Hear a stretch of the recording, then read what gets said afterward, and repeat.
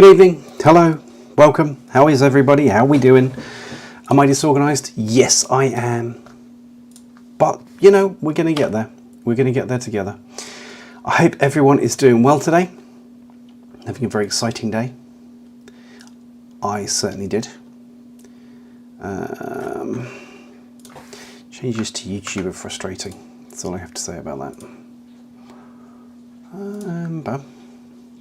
Nope, that one. Oh, goodness.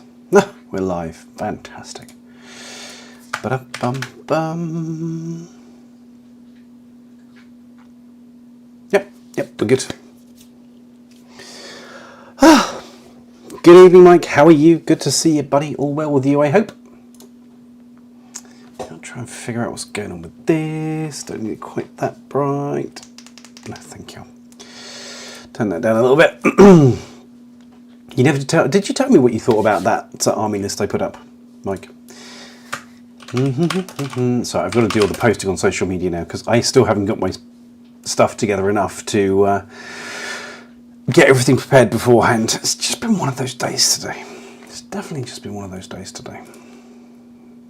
Overboard. Hello. Just Infinity people, not Warcrow people, not Bow Action, but just that's a little bit discriminatory there, right there, Overboard. Noticing that, seeing that straight away. Don't know if I approve or not.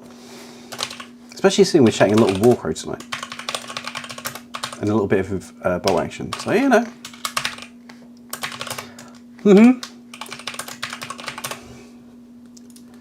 I love the fact. So last week I was actually a little bit more organised than this. But it's just been one of those days. I look after my youngest. I've probably said this before. I look after my youngest on a Monday. It throws me out. It really does throw me out straight away. So yeah. Nope. Just nope. Good job. How is everybody's week? How's everybody's hobby week going? More importantly, what have you been up to? What have you done this week, or since we last spoke, to further your hobby and progress things? What have you done? I've been busy. I have excuses. No, I have been very busy. With a lot of stuff. We're going to look at some of it in a minute. I put some of it on Discord. If you're not on Discord and you are a member, you should get on that. I need to post that up again.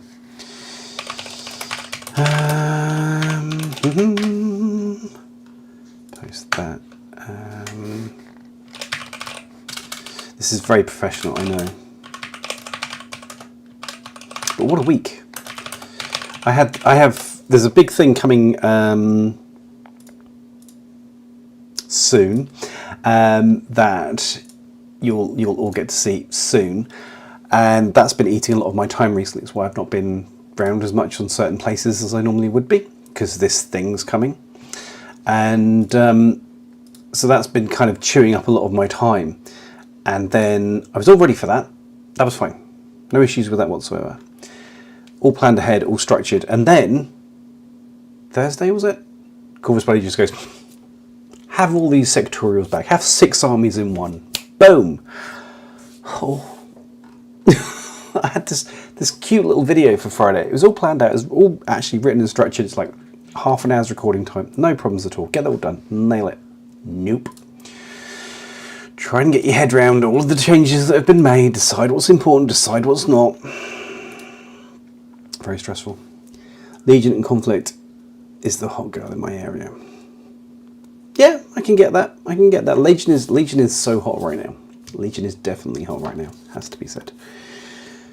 I was 3D printing a bunch of 75mm statues and large enemy models for my sons.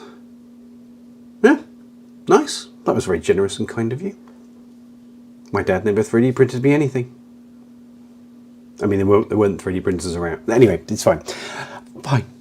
But, cool. Good to hear that you've been busy. This is nice.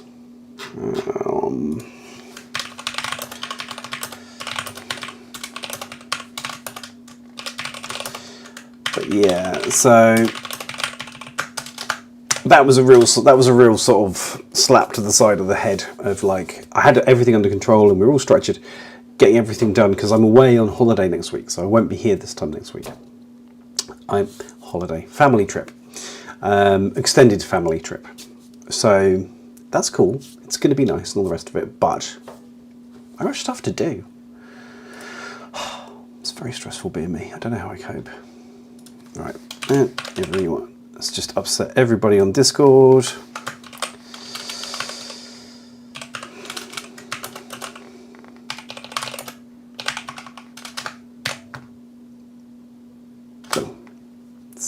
Yes, I love the way that every time you send it to everyone Discord thing, Discord goes, "You sure?" No, I accidentally typed everybody. You're quite right. I was just a moment, just a blindingly stupid moment, even by my standards. Is that everyone we're going to do for now? Oh no. No. There's one more place I have to do. I'm sorry, there's one more place I have to do. Check in what's going on. Blissful Badger, good evening, good evening. Hi everyone. Times for painting, listening to Hydra tell us about his childhood and lack of 3D printers in the ancient times. Yes, Prometheus, the entire world was in black and white at that point. We didn't have colour anywhere. It was quite sad. You know, but still, I was still telling people they were teaching games, teaching how to people, teaching people how to play their games incorrectly. Good job English is my first language, isn't it? Anywho. So, yeah. But now I'm surrounded by people with 3D printers. You can't throw a reasonably sized D20 without smacking somebody with a 3D printer of various calibers upside the ear, which is great.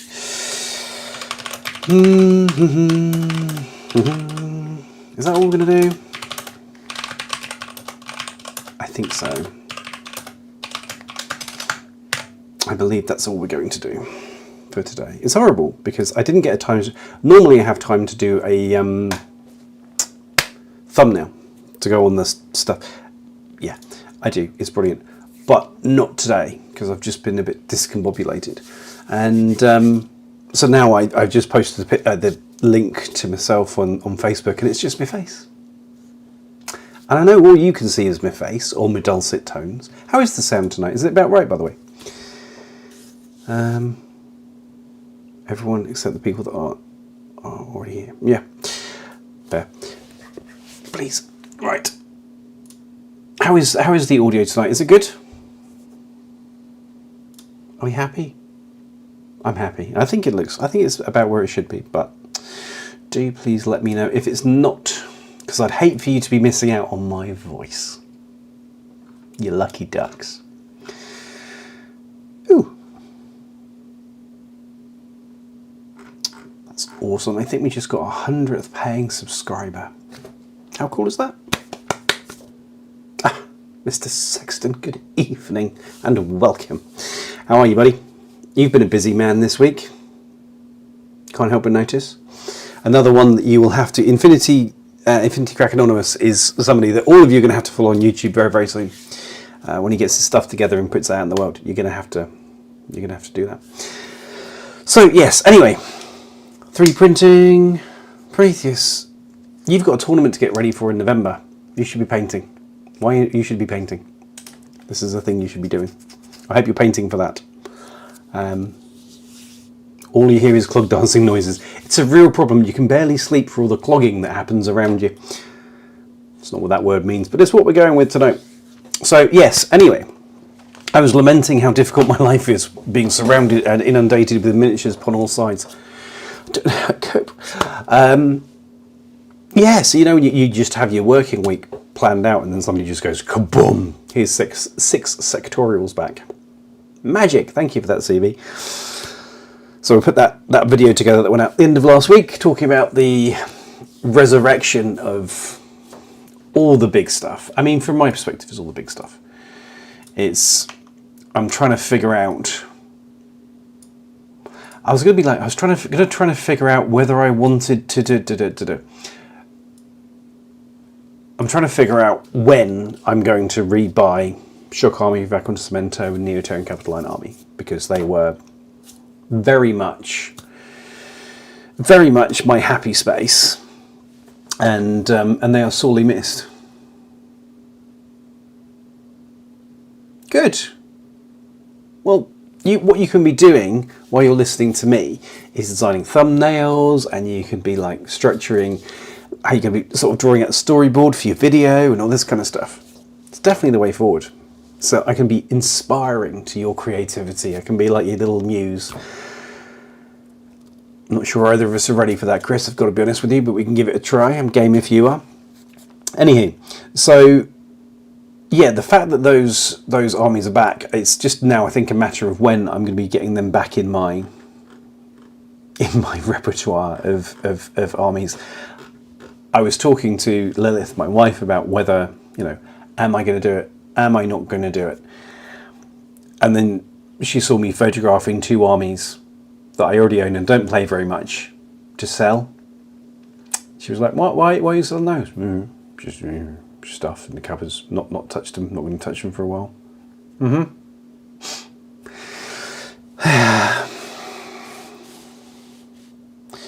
Are you correct? It's just 1 sectorial. No, it's 2. It's 2. It's Meravision. I don't know. Is it just 1 or is it 2? Now my brain's going. Hang on. Oh, that one there. Meravision was one of them, and Caledonians, the 2 armies, so Scottish and French basically have come back, which is really, really good. Which is really good overboard. Meravision actually, I'm tempted by Merv, by the Keep Baguette, but I still don't think that the place that N5 is where it needs to be for Ariadne as it should be played, as it was played, to be a thing again.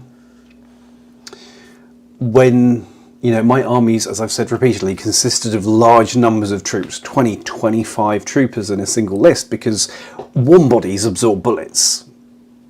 And that's the whole thing. There's too many of us to kill. You don't have enough bullets. It's simply that.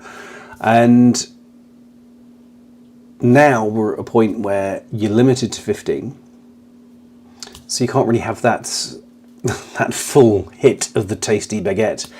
You're going to have to modify that. And that's what I think we kind of saw with the changes that happened in there. The biggest one was with Metros going up to 1 SWC for an HMG, which makes 0 sense, in my opinion. Yeah, they've gone up to BS11 from BS10. Get that? Totally. Yep. I hear ya. However, the point was a massed firing line of completely incompetent, work experience idiots dackering at you with really big guns. That was the flavour. That was the point of Metros. And now they've kind of got an extra point of BS and 0.5 SWC on top, so they're a full SWC. Kind of misses the flavour. So, right, don't tempt me with good time, son. If we're not here for a good time, Chris, what are we here for, my friend?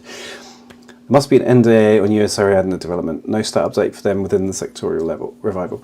So, Mike, we know that US Ariadne is getting a revamp. I would expect that US Ariadne will be hitting that revamp in February, March next year.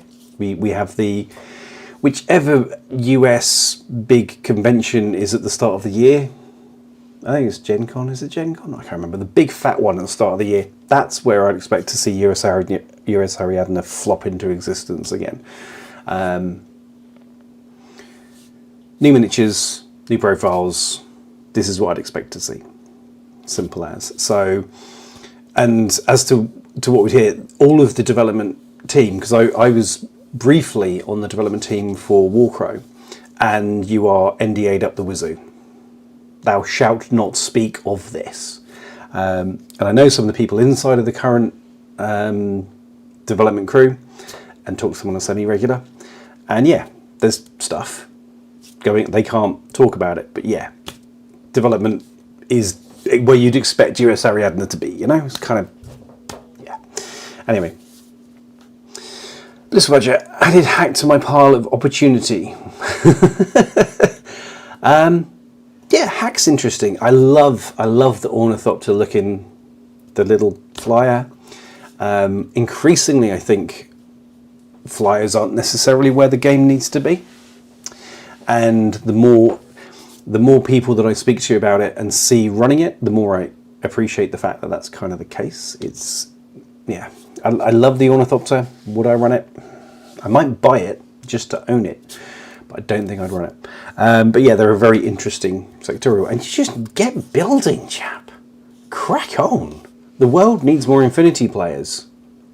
Carlos needs you. Contaminator, hello, good evening and welcome. Forget, we bring on brisket. Oh God, I could murder some brisket. Dear Lord, that would go down well. Oh, yes, please. Got my first N5 victory last night. Hell yes. Bonjour, mofo. Love it. What was your list? What did you run? Did you simply overwhelm them with high-speed garlic and sort of aggressively spoken romance language? What was your technique? When does N6 come out? Probably next week. Probably before Aqua and Cemento gets new miniatures. I think I'm fairly comfortable in saying that at this point. That's not a thing we're going to see. So, yeah, no. But yeah, so the new army drops were really cool. It was really nice to see it. Apparently this development's been gone on quite some time, and I've heard from a few people that the development cost for Corvus Belli for this is in the 5 figures. It's in the tens of thousands they've spent on this, which I can get that with the amount of time that's necessary. Because honestly, when this was announced, my anticipation was that what we would see is a little bit of a slap of paint over the top of N4 profiles. And they kind of didn't do that. They went a lot deeper. They went a lot harder on this. And it was, when it was announced that the miniatures or the profile stories were dropping, and I was kind of like, okay, that's fine. You know, this is going to be really a kind of surface level development. And that's going to be really easy to run through. You know, I can just dive into that. I can scream over the top of it, look at the broader picture and be like, yeah, they just put a bit of paint over the top, it's fine. And then I actually looked at it and I was like, damn it, CB, you've done some work. You've put some time in here. I was not ready for this. This is not what I signed up for. Damn it, I've got to do my job now. That's disappointing. Anyway, good afternoon, or relative. Well, thank you very much, M. Nightwind. Appreciate that. And a good afternoon, I'd imagine, to you. It is in fact evening. It is where I currently sit in the world. It is 9:20 in the evening. And being old and basically dead soon, I should be in bed in about 20 minutes, so it's going to be a very exciting night. Robin's in the house. Whoop, whoop. Good evening, buddy. How are you? I hope you're hobbying. You have much to do as well. There's another man there that I know has a lot of work to be done, so get on with it. Your army code is too long to put in chat. Make it in a comment. Put it in the comment. Ice Coon Machine in the house. Ladies and gentlemen, witness the greatness that is Coon Machine. Always a pleasure, buddy. Yeah, Pano's always looking good for you. I seriously. So I've reached out. We're gonna, do I say? Yeah, we're gonna say. So, in the other room, I have sat. Some of you I know are new, but should we do story time? Who wants story time? Do you want story time? I think you do. Oh, Vincent! So, hello, Vincent. Vincent is getting a demo of Infinity later on this week from me. So, he's coming in here now, and he's all sort of looking around the place as a bolt action player, a little bit nervous. Give it a couple of weeks, he'll be panicked. It'll be beautiful. But welcome, Vincent. It's good to see you. So, story time. Who knows the story of Tikbalangs? Does anyone not know it? Well, does anyone know what happened with the Tikbalangs originally, first time round with N3? I talked about it actually recently, I think, so you probably do. But if you do, I'm going to tell you again. It was more a rhetorical question than anything. So, all the way through N2, with Choc Army back on Cemento, we had these tags, and they were called Tikbalangs. And no one knew what they looked like, and no one knew what they were, because we didn't have any. They didn't exist, the miniatures were not out there. What can you do in the face of such hideous behaviour? Well, what you do is you wait, because that's the only option you had. We didn't have artwork, we had nothing. And then, as ITS Season 8 came around, The year was labelled tagline, and we got 2 because we got a box. It was called a Stingray box, so that was the classification of tags, that size of tags. They're smaller than usual, and we got the Ulan and the Tikbalang in that box. But there wasn't just a Tikbalang in Shock Army. There was also Tony Makayara. Tony. And her tag, Eduardo. They were a character tag. How cool is that? And so we were told we were getting Tony as a limited edition miniature with Eduardo for the prize for ITS 8. Yay! And then ITS 8 dropped. And do you know what happened? ITS 8 was all about how Tony died. The pain is still real. We've just gone to ITS 17 and the pain is still real. It's like, we've got both of them. What did you do? So we had that year that you could play Tony Makayeye. And then after that year, thou shalt not play Tony Makayeye ever again. I still hold certain key members of staff at Corvus Belli personally responsible for this insult and pain. The tears in my pillow were real. Anyhow. So, I have a Tony Makayeye in the other room, an Eduardo tag. So that is the first miniature just there for Shock Army. And then, one of my good friends happened to have another tag for Accontamento for Shock Army. A Drago. Now those are rocking horse poop at the moment. They don't exist. They're just not out there. And he had one. Got an unconscious HVT. Yes, we did. It's what I'm saying. You don't. It's Robin, I love you dearly. Still too soon to make light of the situation with Tony Makayeye. Still too soon. Anyway, so now I have 2 bits of heavy armour for Shock Army.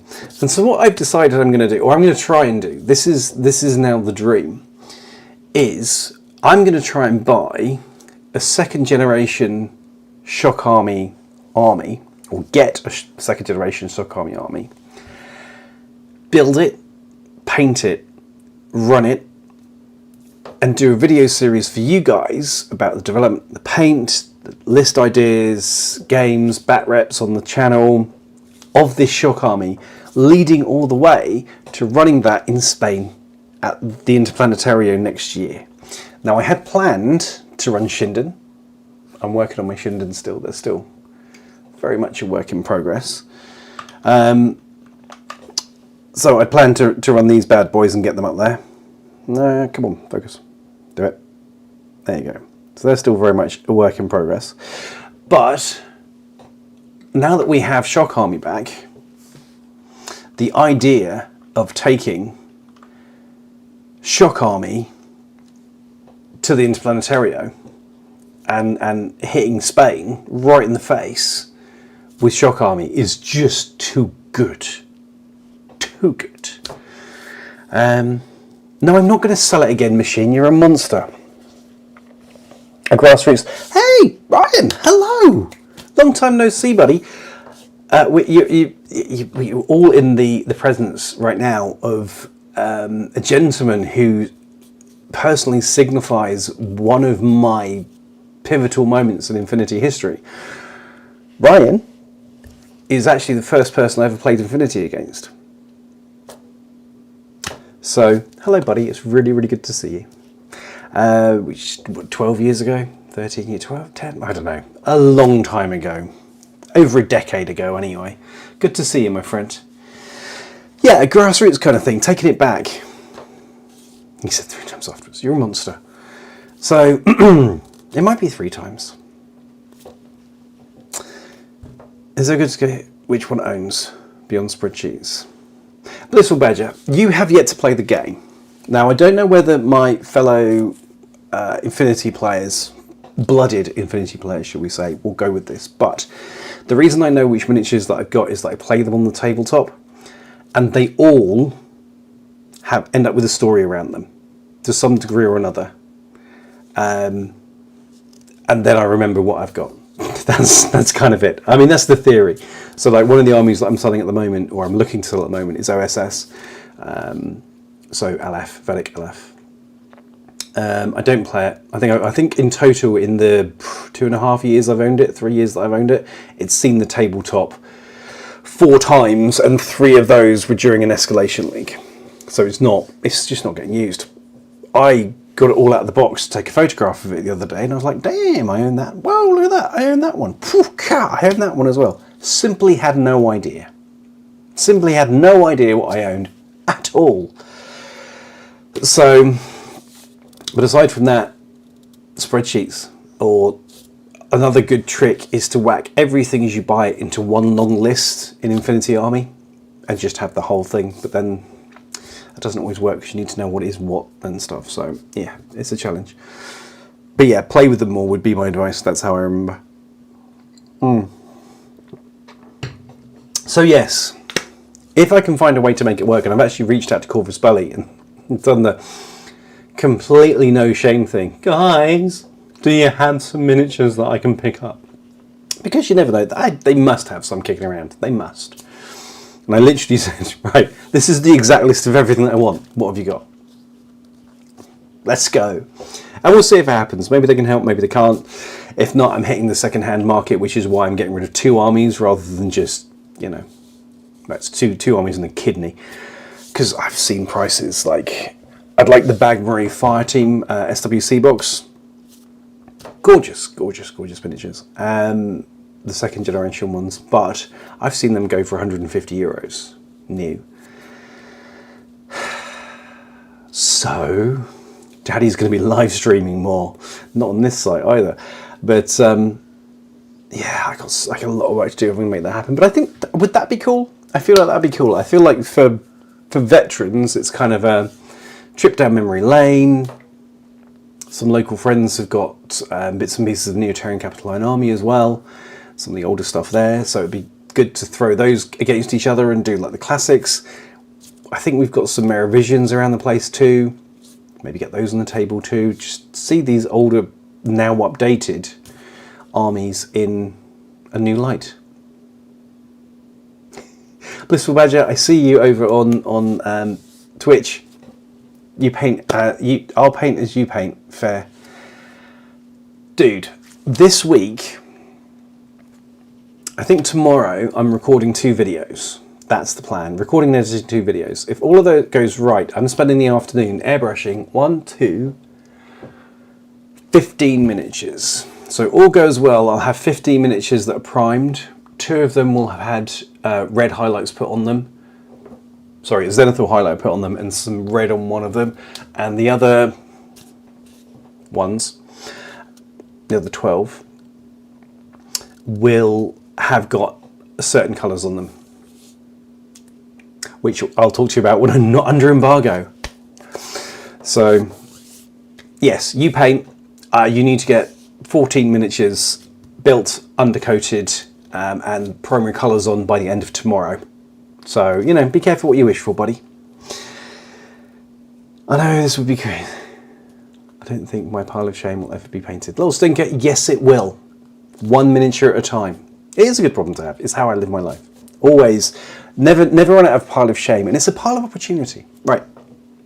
I know this would be crazy, but as a new player, I'd love if Army Builder had a small photo of miniatures, not just a name and symbol. Is that a weird ask? Overboard, there is such a thing. You have to use the desktop version, but it's not for everything. And you have to remember that some miniatures don't yet exist. Just to add to the mystery. You can also use the Human Sphere website. I'd recommend that because if you go into an individual faction, you see at the bottom of the page they have all of the troopers named, and you can click on that and you can see the miniatures. Bottom of the page, old, current, out of production, everything, limited edition, they're all there. So, as Ryan says, a man who's as useful as he is beautiful. I had some craziness dealing with Combined Army a few weeks back. Got my butt kicked playing Tunguska, Rule of Cool Army. It's Combined Army is so hot right now, baby. Combined Army is hot right now. My instinct is that Combined Army will remain hot for the time being. they're definitely going into an interesting direction. Let's just say that. And Rule of Cool is always going to struggle against an army that is... Combined Army is relatively easy to build a very sharp force with. It doesn't take a great deal of effort to look at it and go, all right, these are really cheap regular orders. Oh look, this is a really big gun and stick that needs relatively cheap orders. Smush. Bonk. It doesn't take a lot of, you know? So, yeah, I think Combined Army, especially in a skilled players, I'm not saying they're all to win, but yeah. Got Akali's lying around, that's a small start. Oh, Akali Seek Commandos, the new Akali profiles, just... I never ran Akali, so Akali Seek Commandos used to be really expensive, really expensive for what they did. And they never had enough, like... If it came down to it and I could run an Akali or another Bag Marie, I ran another Bag Marie, because yes, I will smush as many Bag Marie into my list as I possibly can. Them's the rules. I don't make them, I just play by them. So the Akali was always kind of like this or more of that. More of that, please. Simple as. But there's now the new profiles they've got. Mwah! Love it. Is it a pile of opportunity still? It has 3 armies. I don't mean sectorials. Yes, Luke. Yes, it is very much so. Do you know why? Because that is 3 wonderful demonstrations of how to get into the game. With that, you can recruit anyone's play Infinity. And that is a good thing, my friend. That is the opportunity to not just have beautiful painted miniatures, but to grow your community, because your community needs you. This is what I tell myself. Sometimes it works. On the German kid side, you find the shock army sales that might be in your price range, way under 150. Hope you don't give me Hopey. Don't give me Hopey. I need links to German Discords and probably to have my credit card taken away from me. But yeah, we need. If it's in the German Discords, I need to get onto the German Discord and just see what's going on out there. You never know, there could be something. But to say that I love Shock Army is just not quite doing it justice. It's, yeah. Somewhere around here I have a bunch of pictures of my original, and then my updated, and then my 2nd gen.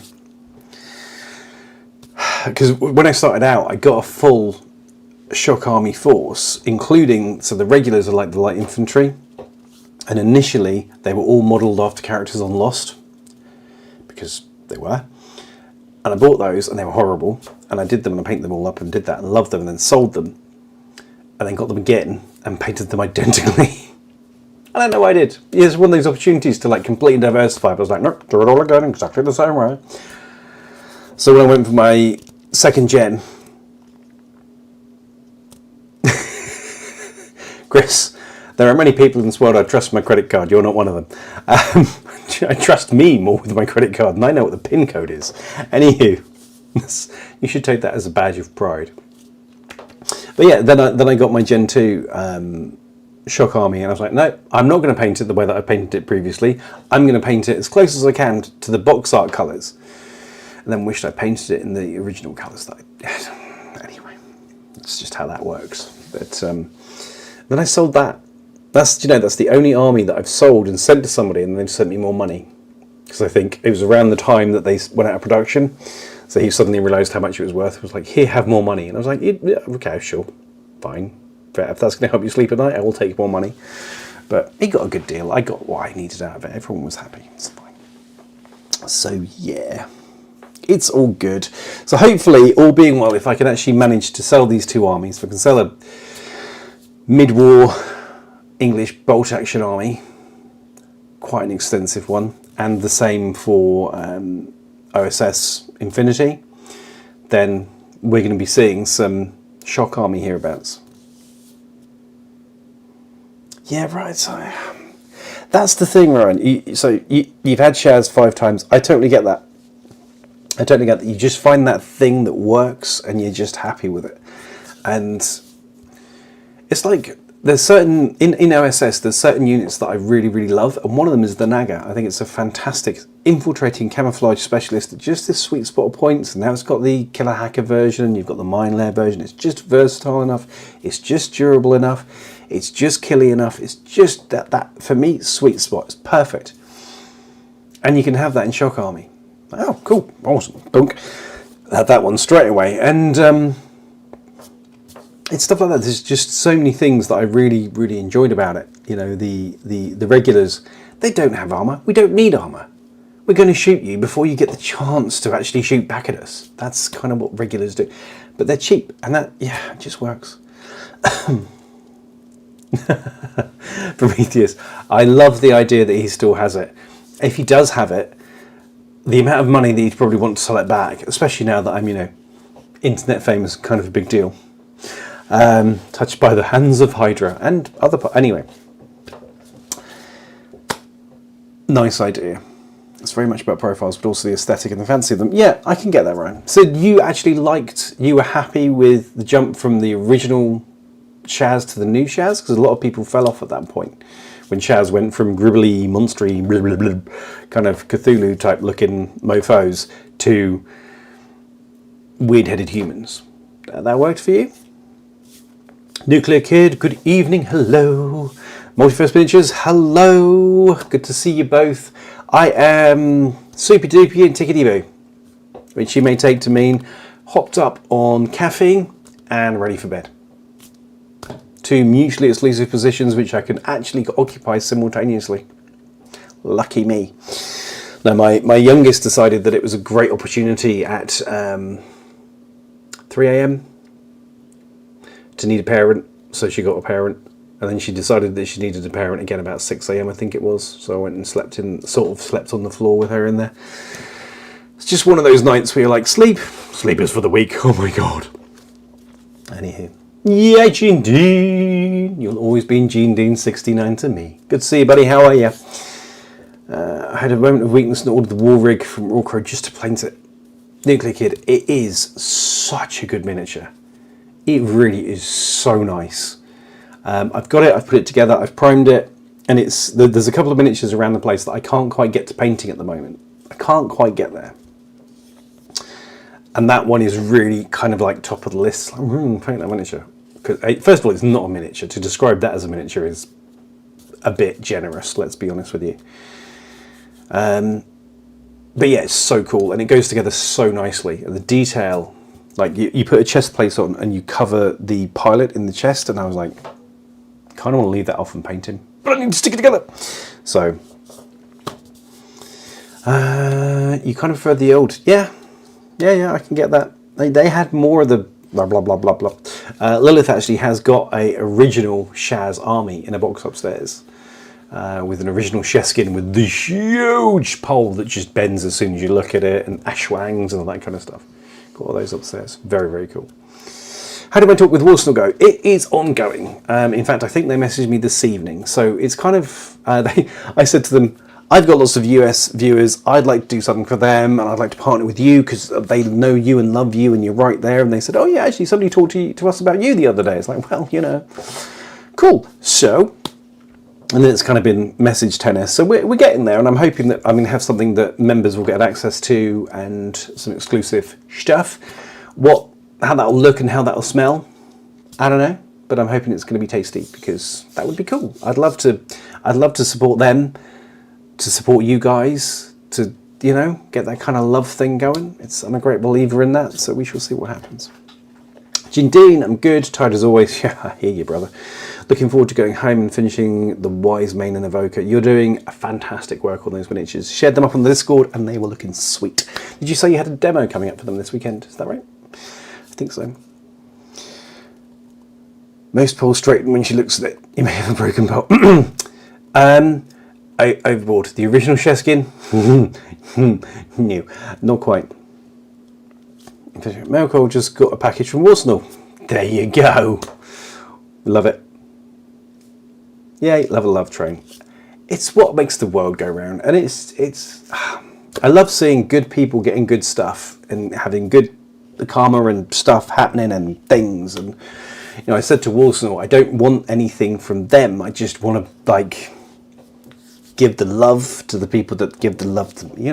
Just do the whole love thing. It's a bit hippie, but I'm here for it.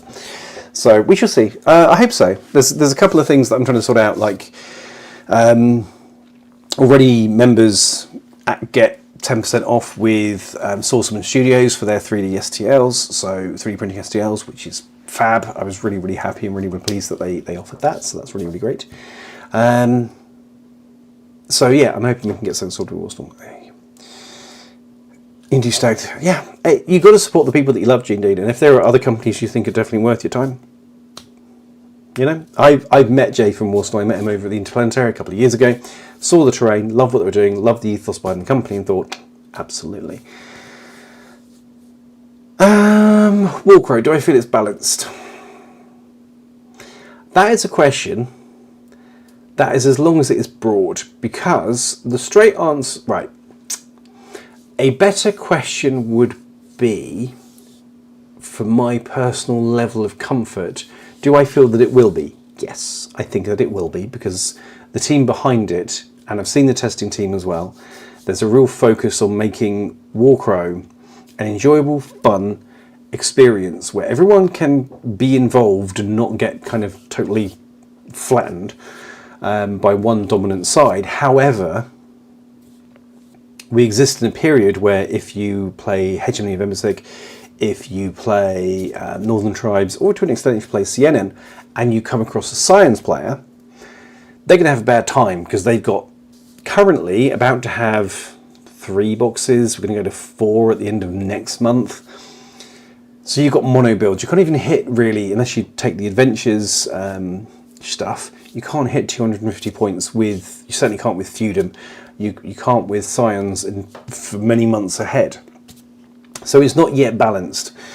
Siena's getting there, definitely, but when you look at the toys that Hegemony is now at, you've got your core troopers, you've got your range troopers, you've got your officers, you've got your buffing units. Oh look, and here's your cavalry. Oh, here is the big stompy robot with the flaming hammer.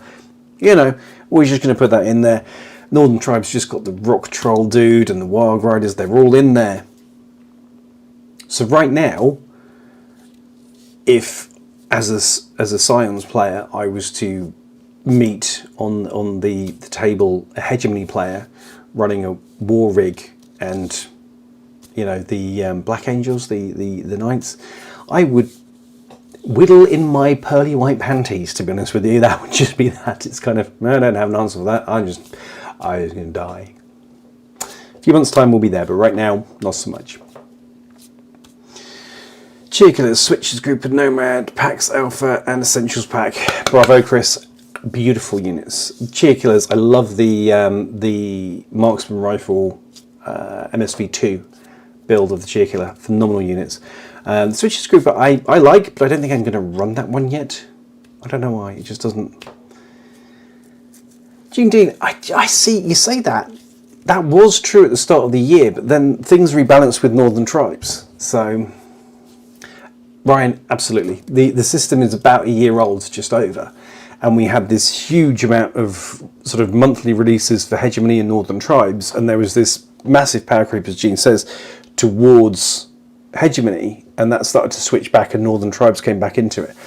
I think that Hegemony is probably an easier army to build really versatile armies with, especially if you start combining the Black Angels, I think that's the Black Angels, into the more defensive units.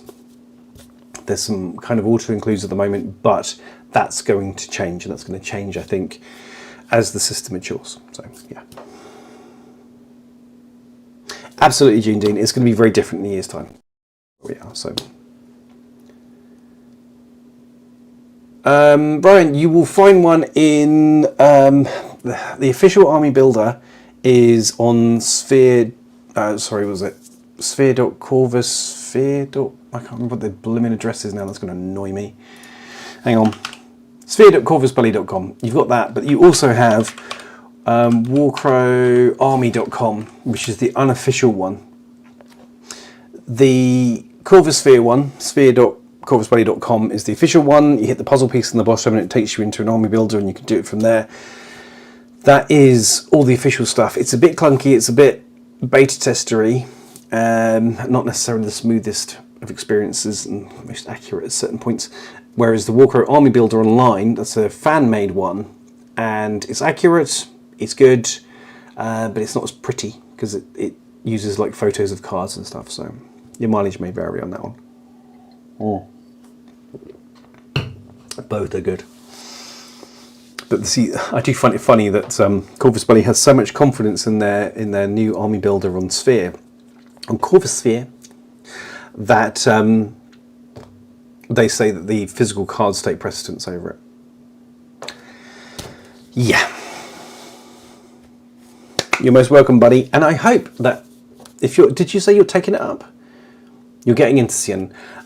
Then we should play at some point. Because then that means either I'm coming to you or you're coming to the Netherlands, and either of those things is a good thing and will result in much fun and laughter. So totally up for that. Speaking of which, is now the most opportune time, 47 minutes into the evening, it's now the most opportune time. Should we have a look at the new Warcrow stuff that got dropped today? Shall we? Do you want to see new Warcrow? Do you care? Yes, both are great, Ryan. They have their pluses and their minuses. But right, let's do this. I'm gonna come over here. Push that button. Oh, look at that. I'm not actually there. Should we put me in? Ah, I'm there. Hi. Hello.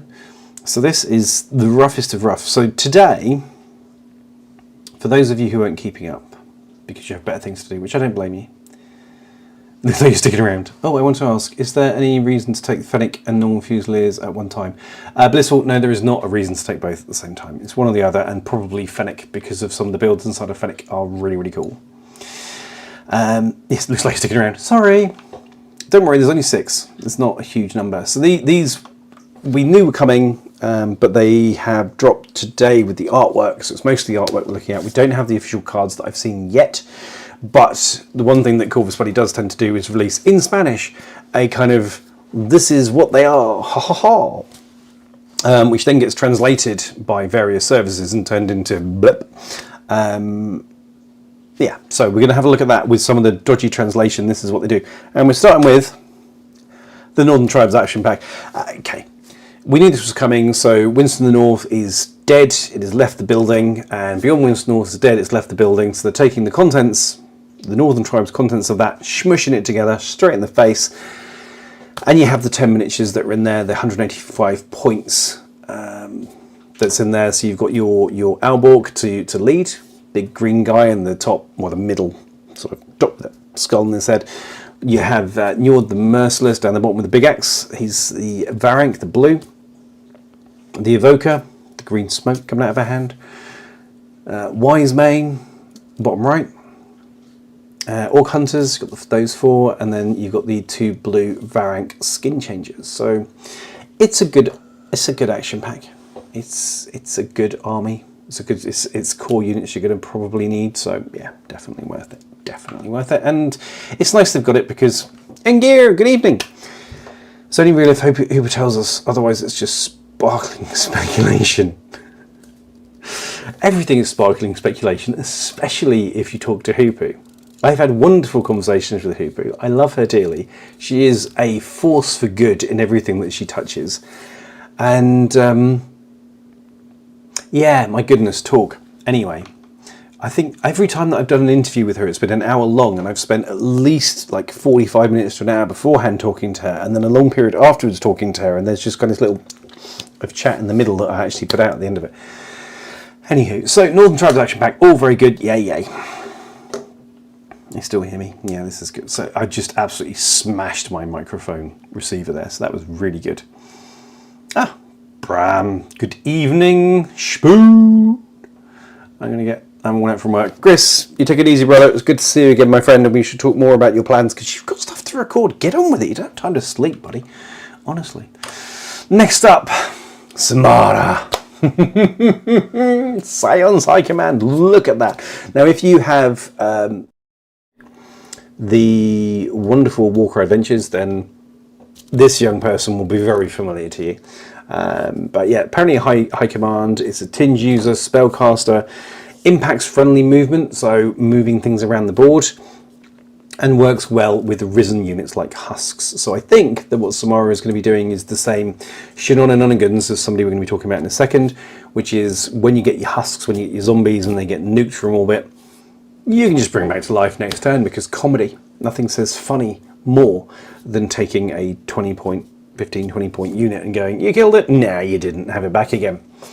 Everyone needs zombies. And when the miniature looks that good, I'm here for it. And it's really funny, actually. There will be a video going out on Friday that is going to touch Saturday, probably. Friday or Saturday. There's going to be talking extensively about the plague of tactical rocks and boxes, because I'm done with them. I've had quite enough of those things. But I like this one. He's like all stood on the stair and looking badass. I'm here for that. That looks good to me. Couldn't tell you why. You'll find that funnier on Saturday, probably. Trust me. But anyway, Samara, we're going to be raising the dead and doing all kinds of wah stuff. Exactly on time, Bram. You always are, my friend. Normally for the spoon. Very annoying Warcrow adventures. I can imagine that it is, absolutely. Flying in circles. Really, in gear? Really? That's the line you're taking. Sorry, Scions player. That's the line you're taking about my boy there. Use it now. Noted. Nuclear Kid, I like how they look like a good guy, but are somehow obviously 100% turbo evil. That's just mischaracterization. We are simply misunderstood. I deeply regret that opinion, Nuclear Kid. I'm very disappointed. Sorry, you will be. Anyway, right, moving on. Scion officers. So we have first the tutor. Aye. Look at those eyeballs, aren't they pretty? Defensive, good for objective control, heals and reduces stress on when added to a unit. So you slap that onto a unit and it just keeps them alive longer, keeps them functioning longer. But apparently it's going to do good things to objective control, which is always a cool thing. It's always nice. So I think this is very much a must-have set if you're into science. To be honest with you, this is going to massively buff what you're doing. Keep your dudes operational for longer. Yonabath did nothing wrong. They really didn't. It was those cyan and green leaf tree hugging traitors. Amazing tinge over them. They're just. If it's black and it's slimy, it must be good for you. Surely, Bram. You're absolutely right. Tinge is always a good thing. And then we have Master Mail. So that's the one in the left there with all the tinge just going. Whoa. It's a risen buff unit, so your husks and stuff like that. I've got one set of husks on order. I think I'm going to need a second. I think this is something that's going to happen. Apparently, it says something in there about turning risen into projectile weapons. I assume what that means is that you can pick them up and resurrect them further in field, which, because they're so damn slow, I think they're 2-2, so they move 4 strides per activation. I think being able to sort of pick up a dead one and just lob it further down the field at your opponent will not only be funny, but also incredibly useful. So that's cool. And we can also use this as Puppeteer. If you do use the sphere.corvusbelly.com app, you'll be able to see the Puppeteer card there already. But essentially that just boils down to raise the dead, which is obviously a good guy thing. We can all, right? That's a good guy thing, right?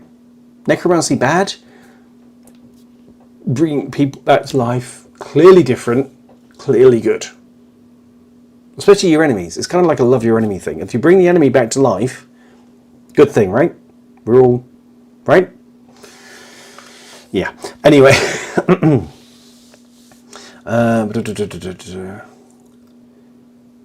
They are nice, aren't they, Angier? Your enemies. That is a legitimate tactic, and that's exactly what they should call that ability. Yeet. It's just yeet. I will never get bored of that word. It's just brilliant. I need 4 boxes for all opponent armies. You do. I think that is a legitimate choice. A legitimate choice. The only issue that I'm actually having with Scions is painting them a different colour. Hello, dog. Because they're flesh and they're fleshy. Anyway, that's a me problem. Did Tinge used to be called Taint and they changed it for understandable reasons, or am I thinking on a different game? I think that there was a mistranslation at one point. Are you having a cough now, just to help out? Thank you. I think there was a mistranslation at some point of Taint, but Tinge isn't much better. I know you've got to come up with a word, and corruption is too long, but I'm not a fan of Tinge either, to be honest with you. It's just... So what I'm hearing is elves in this game are just like they are in MTG. Impressive, annoying, and only fun for the person playing them. No, Multiverse, you've got 2 types. You've got CNN, who are your kind of glass cannon, sneaky, pointy-eared individuals. So do the shooty, do the poppy-outy, and the controlly, and the positioning of you, don't, you know? Just unpleasant stuff. We're talking more about those in a second, actually. And then you have the Scions, who are clearly the good guys and just out to reclaim what is rightfully theirs, while bringing people back from the dead and experimenting on them to make them better. Which is, I mean, right? It's a good thing? It's definitely a good thing. Do you have any rebots? Limited edition bots? I don't think the rebots were limited edition. I do have rebots. I have all of the current gen Aleph bots. Yeah, GD, the paint scheme is legit, but I wanted to do something different. I've been looking at it, I was like, okay, I want to go, no, it doesn't work. No, I want it, it's difficult, because it's all schemey. Ask your friends to paint husks that have different factions. Good plan. Definitely the way forward. I suppose I'd call it mank or ick. Okay, nuclear. I would suggest with you using the word mank that you're probably English, which means that we know what mank is and we know what manky is, and that is something that definitely works within certain counties. But when you take it abroad and you try and explain what mank is, it's manky, isn't it? It's manky. Yeah. Or ick. I mean, you could go with ick, but that's possibly a bit ick. It's one step away from calling it moist. Scions have an ability called moist. Your spell casting goes wrong, you get moist. Anyway, no! It's the good old get off my lawn. This is get off my land. Get off my lawn faction. Oh, Lurgy. Lurgy is good. Manky goits. I'm not calling them manky goits. Tell you're playing the traitorous elves, not the good ones. Instantly. Anyway, enough of those. Let's look at heroic stance lady. She's heroic and she's standing. I think it's Genevieve. Feudum, High Command. She coordinates units of knights, allows extra actions with attack bonuses, which is broken and simply shouldn't be allowed in the game. No, CB, this is naughty. Knights do not need more actions, they need less. When she's on the board, they should be so besotted by her beauty that they just go, I don't want to fight, we're just going to stand here and look. I don't know. Completely inappropriate behaviour, and they deserve to be cut down for it. But, however, as a non-Feudum player, damn, that is a pretty miniature. It is. There's certain things that I'm happy to be like, no, but that is a pretty miniature. There is, you know, you don't become a necromancer because you're a good person. You become one for Multiverse. I feel just no. That's no. I'm very disappointed in that attitude, young person. Very disappointed. We should be having words about this later. Mokos, aka boogers. No. When you cast spells, you do not get covered in boogers, Jane Dean. Oh, this is as bad as the clogs thing. And Gear, yes, she's beautiful, isn't she? Pointy ears, sneaky, stabby, shooty, sounds like my kind of game. You should check it out. You should check it out. We're going to talk about the problems with these in a moment, but that doesn't bear talking about. But Glorious miniature. Can we all agree? Genevieve, mwah. The sculptors, the design team behind Corvus Belli. What do a psychiatrist and a necromancer have in common? Oh dear Lord, are you going to start doing jokes? Go on, what do they have in common? I'm not ready for this. There's a delay as well, I've got to wait for a minute before you answer. They both put people back together after a mishap, for God's sake. I admitted to knowing you. I should have remembered to leave it half an hour before I did that, but here we are. We move forward. Thank you for that. Thank you very much for that.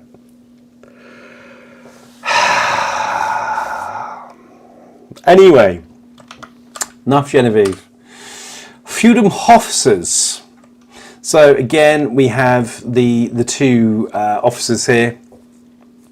The first is the Magister. I think the Magister's on the right.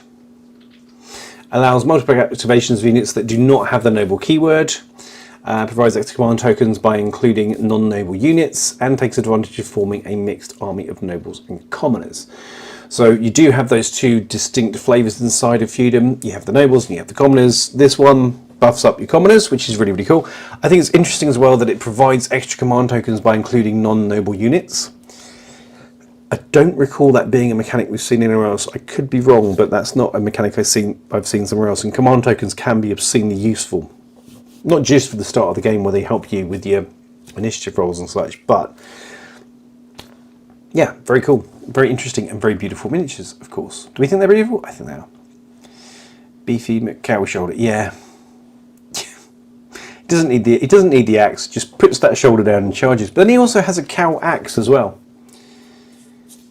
Your man has a bit of a fetish there, doesn't he? He's got a bit of a bovine boner.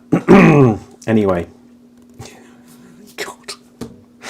Oh, cow emojis in chat to pay respects. Let's just put your horns up, right? That's where we are now. That's exactly where we are now. Glorious. So, should we move on from Magister to the Commander? His "It shall not fall" ability actively negates the opponent's strategy. There's mere presence on the back. See, this I just picked up and dumped. I was like, I'm not rewriting that. Influences objectives from a safe distance, forcing your opponent to recalculate the plan's consequence. What I think this means is that we're talking about strategy rating here. So your commander, which I believe is Carrie McCowface at the top there, the sight of so much beef on the board means that your troops, if you're fighting against the feudum, find it harder to control an objective. I think that's what that means. So your strategy rating of your troopers drops, which is kind of cool. He also allows noble or knight units to activate twice, because of course he does. Either to move to a key position, charge, or use an ability, which is kind of potent, actually. The ability to just be like, here, you do that again. Very, very cool. So I hope that he's going to be point costed accordingly, because that's potent. If it's going to stop your opponent from actually being able to control objectives, and if they do, you can just doink them off, you know? You have to admire his dedication to branding. Yeah, he's got some bullocks. He really does. Balls of steel? Surely balls of steel. Because it's an axe, so it's probably made of... I think the axe is made of cow. I think it's made of steel, so it's a bull of... Anyway. Oh, let's move on. I'm not even remotely going to apologise for that one. Sprigs! This bit is for you, Ryan. Siennan, they slow down the enemy. They are highly mobile. They're a right bunch of flankers. And apparently they're ideal for trapping the enemy. These didn't have a lot on them.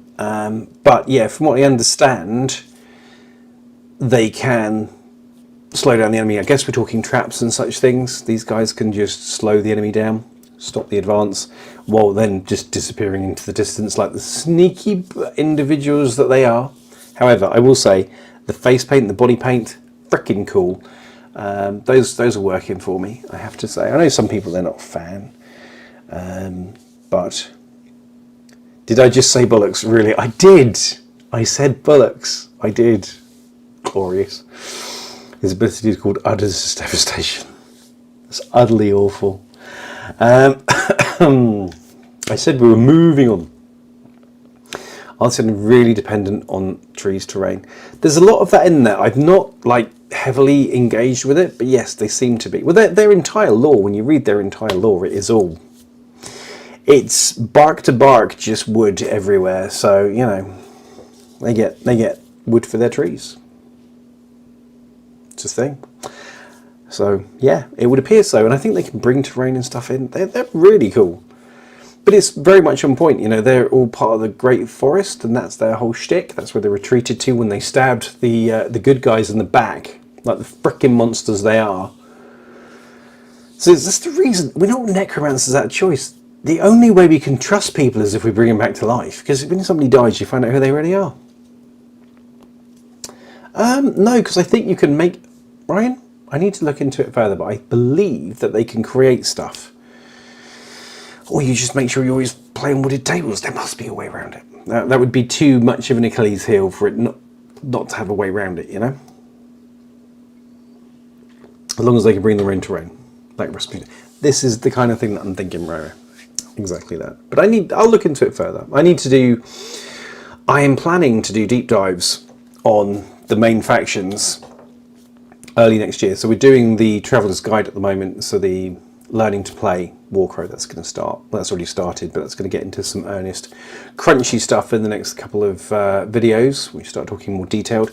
Hopefully I don't make a screw up like I did last time. Oh dear Lord. Anyway, moving on. So yeah, so we'll be doing that whole learn to play Warcrow, and when that's done, then we're going to be doing faction deep dives for these guys, so that will be coming up. I think of a different thing, but can't they summon for us? I think they can, M9 Wind. That is my recollection. But and they get wood to add, get a forest to add. Because they wouldn't, I think within lore, they don't fight outside of their wood anyway. I think that's kind of the thing. Those CNN are threatening my wallet once again. I must stay strong. In gear.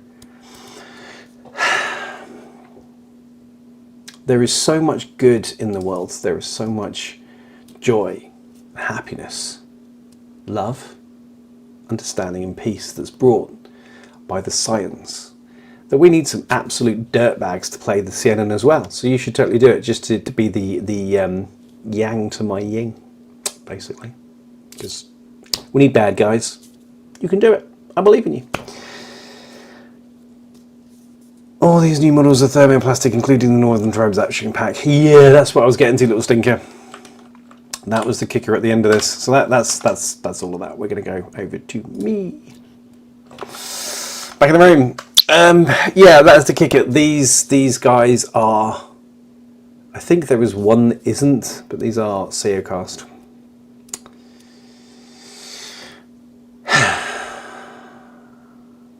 It's disappointing.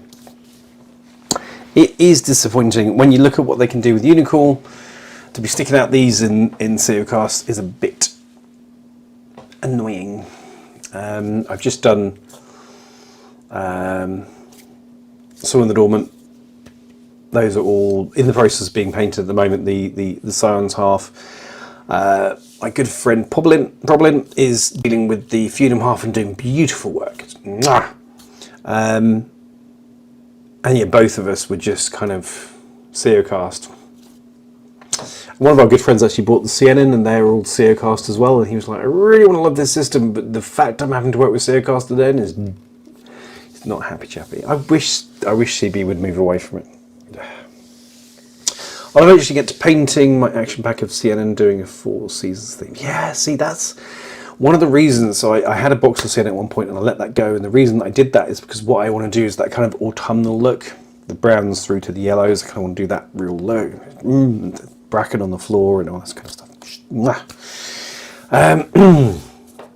That's why I left it, because I knew that was beyond my level of patience. I am simply too impatient for that. That's definitely a thing. Yeah, but that said, we're going to be doing some stuff soon that hopefully you guys will be interested in. I think you will be. Where are we? So, a good friend of mine, and you're doing yours autumnal. Oh. M. Nightwind, with the excuses. Never with the excuses. Always with the solutions. Sakura Blossom Elves. Dear God, Nuclear Kid. Oranges, browns, dark reds of the maple leaf, that sort of stuff. It's going to be beautiful. Yeah, 40 unpainted Eugene models. Do not tempt me, please. 40 is rookie numbers, buddy. If it's not in the mid 3 figures, you ain't even trying. I'm sorry, I don't wish to be harsh, but this is just where we are. I have more miniatures than that in my bits box. Right, but, so, there's going to be a new series coming up for the channel, which I'm really looking forward to. I'm going to talk about now. So, there is a methodology. Actually, I think, Ryan, you knew Joel, aka the unknown painter. Fantastic artist. Met him in N3. Very good friend. Really beautiful painter. And he was the first person that I knew that did oil washes with Infinity miniatures. Oil washes, pin washes, all this kind of stuff. And it really made them pop. And I've tinkered with it over the years, but I've never had the balls to do it in earnest. But I had a wonderful chat with AK Interactive, the paint dudes, and they are going to be sponsoring a series on this channel here, where a very good friend of mine, if you are on Insta and you follow lots of Infinity based channels, then Mean Green Minis, my good friend Ro, he's going to be shooting some videos using AK products, showing the basics of using oils and using oil washes and doing pin washes and all this kind of stuff, so that you can see from the very basic principles of this is where we start, all the way through to some more advanced stuff, I hope, basically of just showing how these techniques can be used on Infinity miniatures specifically, because it's something you don't see a lot, but when you do see it, it's like bang, it just takes them and elevates them so much, and it's not that much of a scary technique. I use it on bolt action quite a bit, but I don't use it on Infinity and a shit. So Ro's going to do the videos. It's going to be beautiful. If you want to see his stuff, that's Ro. He's the artist that's going to be doing it. So, is there a reason they didn't decide to go with metal for Warcrow? So they were trying to move to Seacast because the price of tin had gone up so much, and they were trying to move to this and blah blah blah blah blah, essentially. And then Warcrow was a new system, so they started with Seacast from there, and it's just go hard or go home. I'm painting fewer models and a lot more weird display projects, so I tend to think left field with painting these days. Yeah, fair play. The Cherry Blossom paint scheme is going on my Pano models. My good God, Multiverse, I need to see that. The world needs to see that. Yeah, it's such a shame, little stinker, that they're all... Such a shame. I think a lot of people are knee-jerk put off of metal miniatures, even though the quality is far past the old GW. That's true, little stinker, and also metal is harder to work with than plastic. It is. It's not as simple as it puts the glue on its arm and sticks it together. It's not as easy as that. Sometimes you need to wash them. Sometimes you need to, cleaning it up. It's not as simple as getting a knife and going, or getting a relatively blunt piece of equipment and cleaning the edge off. You need something. You need to have some skills to clean up metal miniatures, and it can be a little bit daunting. I mean, I've been working on some miniatures recently, and those miniatures, while very stunning, had joints, so like a socket and a peg that went together, and the socket had flash, for whatever word, in it. It wasn't clean, so I had to take a knife and cut that out. When it's plastic, that's one thing. When it's metal and you have to cut like really properly, you got to put some welly behind that. You got to put some pressure behind that. That is a sphincter puckering moment. It's if that slips, and there's ways of doing it, I know, but the skills that you build and all the rest of it, it's not as simple. So I have way too many painting projects. There's no such thing. Gene Dean, you can never have too many painting projects. I tell myself this as I cry myself to sleep under a pile of plastic every night. But metal has a lovely way to it. It does. It's absolutely true. There is an absolute joy to a beautiful metal miniature. There's no two ways about that.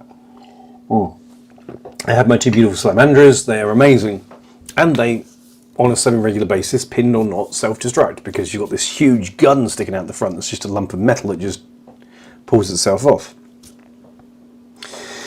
Metal doesn't... Yeah, the more you do metal, the easier it is, the more accustomed you come to it, and the more comfortable you become with it. That's absolutely true. Heavy avatar is a happy avatar. Bam, that's absolutely true. The original that was just stood on those tiny little feet, amazing. Glory, the claws on that thing as well. Beautiful. When I get to the panel, I'll tag you on Instagram, Hydra. Please do. Love to see it. Love, love, love, love to see it. Do it. I can't remember. Are you a member or not? If you're not a member, you should be. You should get on Discord, and then you can share it there. It'd be good. I love metal minis, but lots of people will take the leap, especially when the models are... Yeah, I know people that get put off by metal. There's a lot of companies out. The problem is there's a lot of companies out there that are putting out hot trash metal miniatures, and sometimes Corvus Belli does too. Let's be honest for a moment. There are miniatures that CB's put out, or that still has in the range now. There are absolute. You know, they are, and I wish they weren't, but they are. I mean, like this. Damn, these things.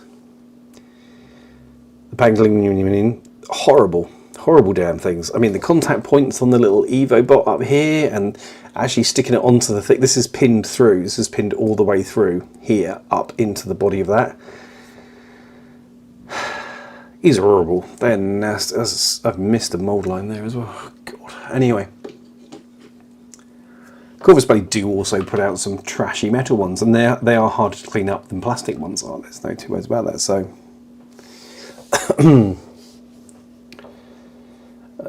all right, go to Prime 36 minis in a bit. I expect nothing less. I'm expecting glorious things. Should be greatly disappointed if I can't get it. No pressure. All the pressure in the world. All of the pressure in the world. Which reminds me, as well, folks, if you can, and you have one, could you give me a follow over on Twitch? Because I was hoping to do it this week. It's not going to be this week because other things have transpired, or conspired against me. I was going to start streaming painting on there, but it's not going to happen this week. It's going to happen soon, but not this week. So if you could give us a follow on there and give us some love over on Twitch, because I need to get to 25 followers. That's the thing that needs to happen. So if you could, and you have a Twitch account, I'd greatly appreciate that. I don't need you to do paid subscription or any of that jazz or any of that stuff. If you could just go over there and give me a follow, that would be a big help. So just bollocks. All of it is. Combined Army drones are a pain too, especially the old squid-like ones, but worth it. They were. I mean, yes, there was some real absolute... Thank you, Galthus, whoever that is. Thank you, whoever just followed me on Twitch. Appreciate that. And Blem as well. Thank you, buddy.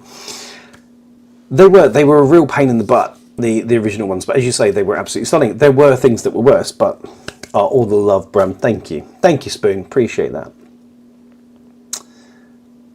So, don't tell me that the Penguin paint to build. I need those for my Yuching. Excuse me. Yes, they are a pain.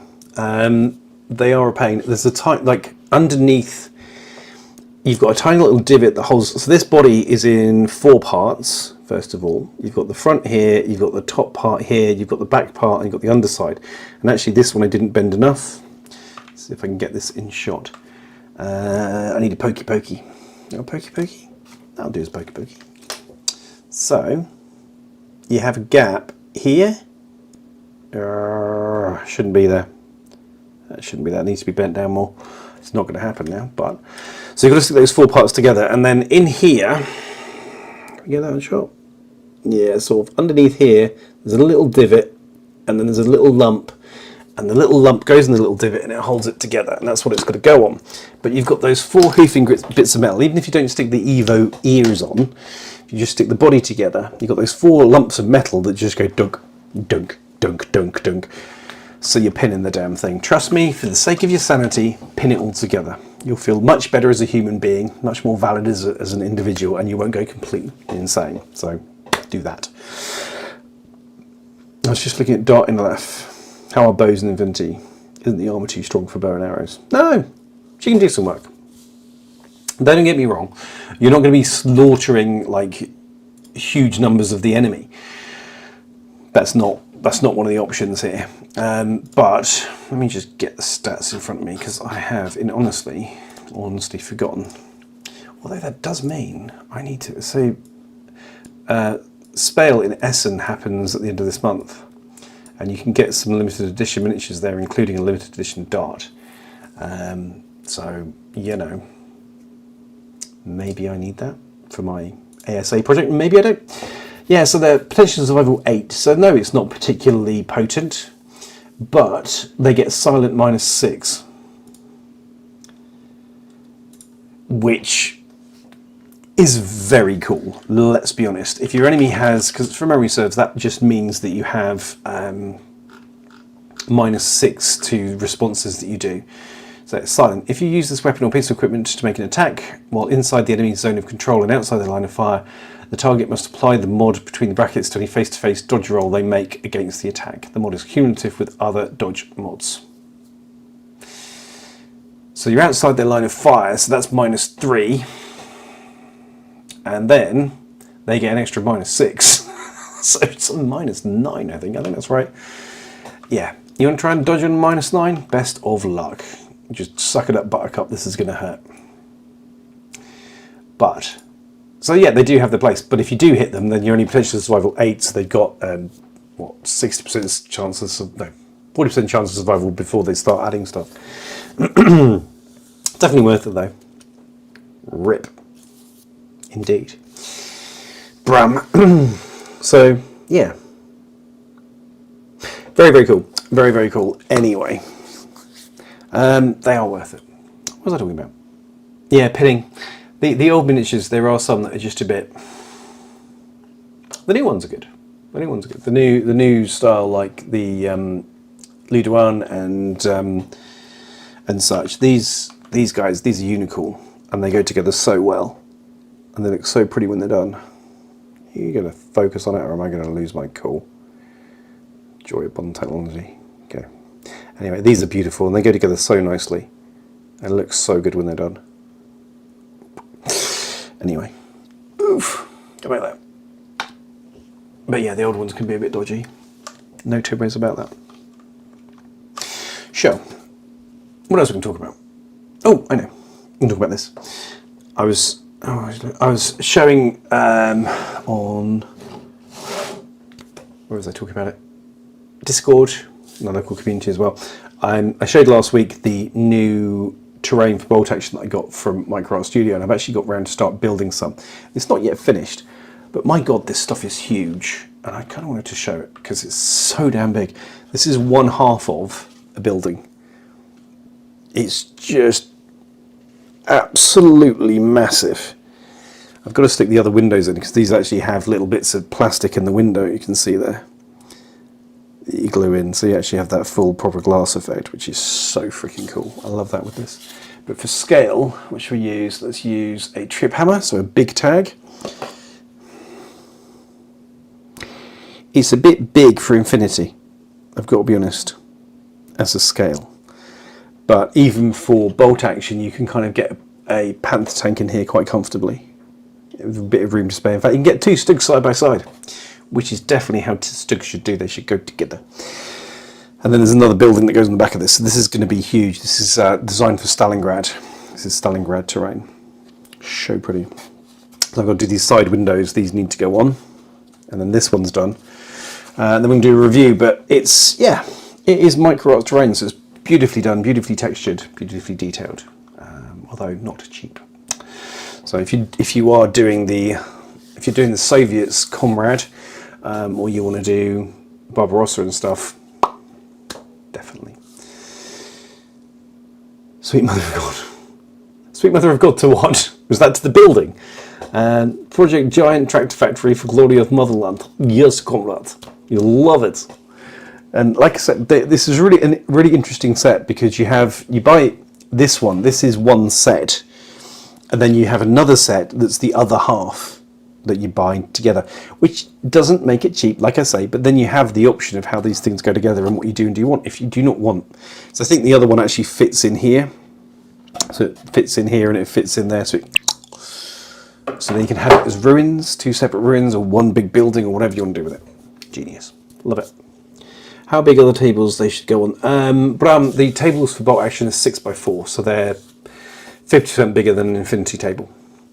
But the thing is, if you look at the sort of structure of a Stalingrad table, you're going to have lots of these bigger buildings and then rubble in between. It's going to be very kind of destroyed, screwed up. Think, if you've ever seen the movie Enemy at the Gates, that on a tabletop. So that's kind of the look that I think you'd go for with Stalingrad. So quite chunky. But maybe I should try it for Infinity and we should just find out how stupid it is and just leave stugs in there as pieces of terrain.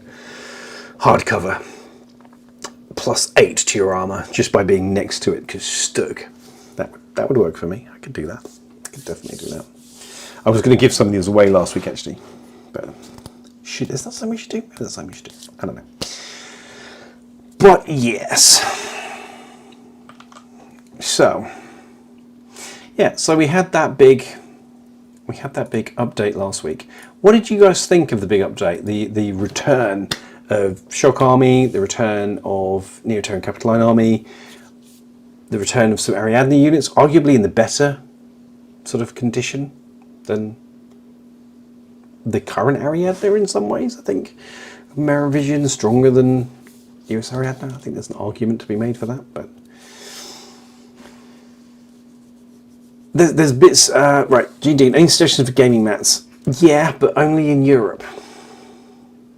Which is a problem, because historically we could just go, you know what, pfft, use whatever, use this terrain, it'll be a bit to import, but trust me, it's worth it. Like Urban Mats and battlemat.eu and all these companies, just fab to work with. And then, yeah, now it sucks, because you can't import it for toffee, because, you know, let's not go there, but we both know what I'm thinking. It's a bow action that has destructible terrain. Yes, elements of, yes.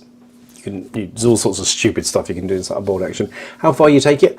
I try to limit myself to just driving through walls, because you've got to do it if you've got a stick. You've got to drive through a wall because it's funny. I make the rules, they're just there. So, would you destroy this? It's too pretty to destroy. But I think you can damage some stuff. I was getting my feet moist with Infinity starting recently. More factions to learn is both good and oof. Nightwind, I hear you, but what you need to know about Infinity is this, is the rules, the weapons, the skills, the equipment, the abilities are universal. So a combi rifle, the standard weapon of Infinity, if you get that in Pano and combined and Yu Ching, it is the same. They are identical. There is no difference betwixt them. Likewise, mimetism is mimetism is mimetism. You know, a medikit is identical. It doesn't matter where you play it. So when you've got to grips with one army, another army, it may have bits you've not seen before. Changes, that's true. But there comes a point where you've seen like 99% of the rules. So you'll look at a profile from a completely different army and be like, okay, that's a combi rifle with mimetism, with this, with that, with that. Okay, I know what all those words mean. Therefore, I know what that is. I know exactly what it does. It's this, but with this spin on it. So don't be too overwhelmed. Focus on learning yours, and it will teach you others by proxy. Can you throw a building at someone, though, like an MCP? No, because we don't need to overcompensate with things like that. That would be silly in World War II. Conflict 47 is going to be my gateway drug into bolt action. Yeah, I can see that. I'm concerned that at some point my adoration for bolt action will lead me to Conflict 47. Because somebody was talking about the fact they had zombies the other day and I was just like, no, no, no. You mostly just need your army rules. I just said it perfectly. Oh, stop should do this, shouldn't I, for a living? But no, it's true. If you learn your rules, you'll get there. It's not as... don't be intimidated by enemy armies. It looks different. They'll have different names, as in the physical miniatures. Even the dog agrees. But the rules are the same. And the great thing is, because you have like the stat lines are universal, you're going to run around, let's say you're running around in Shazvasti, you're going to be running around with BS11 line infantry. Oh yeah, that's cool, that's fine, that's their whole shtick, that's how well they shoot. And then you're going to go over here, and you're going to meet a Skiritate from Tunguska and be BS12. You're like, oh, these are slightly more shooty. This is cool. These are slightly better shooty, but they have this disadvantage over it. Oh, okay, cool. There are trade-offs and payoffs to the rest of it. So you'll learn to understand what you're seeing on the other side of the table, and nothing will confuse and confound an opponent with a new army that when you look at it and go, oh, that's just one of these units with bells on. Gotcha, know exactly how to kill that. Upsets everybody. Although I will say, what we're seeing a lot of with M5 is the reapplication of those rules in different ways to make things that we've never seen before. Foreshadowing. Anyway, Tunguska are the best because they've got your money. They've not just got your money, they've got the pictures that you didn't know that someone took as well. Because we like that. It should be fun. It's pay up with interest. With interest. Or else, you know, for the morally ambiguous. I told a friend that his only army became playable again. Good! That's nice. It's nice that you can tell people good news. And it's certainly, I've seen some veterans that quit at the start of N5 when their armies were nuked. Delicately peeking above the parapet, looking cautiously at N5. I worry mostly the reputational damage that Corvus Belli did with that move, because they have. Certainly a very good friend of mine who he had been playing, so for clarity, the armies that have just been brought back, plus another 2, I think it is, were removed at the start of M5. They were just nuked. And certainly a good friend of mine who was playing for about a decade, just, nah, done. And though he's like, okay, cool, my armies are back, the trust that he had in Corvus Belli that they wouldn't do something like that is kind of gone. And I think there's a lot of players, to an extent actually myself included if I'm honest, when we do eventually in 3 or so years make the jump to N6, my response to that will be, okay, and? Because you get to pull that BS once, and the community remembers. We shall see. We shall see. Trust can be re-earned, I guess, but time to commute home. Enjoy the show. Have a great evening. You too, M. Night. Successful trip home. Thank you for joining. Lovely to see you. And yeah, enjoy your evening. Night, wherever you are, because it's night here now. It's dark and everything. Cold and miserable like my soul. Anyway, lovely. But yeah, that's what I love about Infinity. Is, yeah, what happened to my armies in N6? Lamau. Yeah. What will happen to our armies in N6? Who knows? What will armies look like in N6? My goodness, people. The fun you have ahead of you, I envy you. You don't even know what's coming. So cool. So some of us here, present, Corvus Belli have started an official content creators group, and they're trying it out at the moment, see how it runs. So we're getting all this inside track information, and whew, wow, it's interesting. So you may have seen last weekend, or weekend before last, sorry, we had the initial stuff for New Wave. We got some fun stuff coming, guys. You know, it's N5 is turning into this. I've referred to it repeatedly as and units, where you get this and this and this and this. And I think that's going to be the trend that we see, where you have units which historically were quite. It's kind of the concern that I had when you were getting things like Shock Army back in, because Bagmary, the medium infantry, I don't know if I've actually, somewhere around here, I think I still have. Let's have a look. I'm just talking amongst yourselves while I try and figure out my life. I used to have a whole set of old school wargaming files which contained, if you listen closely you can hear the brain physically slowing, which contained lists. No, it's not on that drive. I can't do it right now. I'll try and do it later. But I had like all the lists from old armies, and Bagmarie, which was medium infantry for Shock Army Bank of Spenta, were very, very focused gunfighters. Yeah, they had some specialists, but we were basically there to kick you in the face. That's their whole thing. And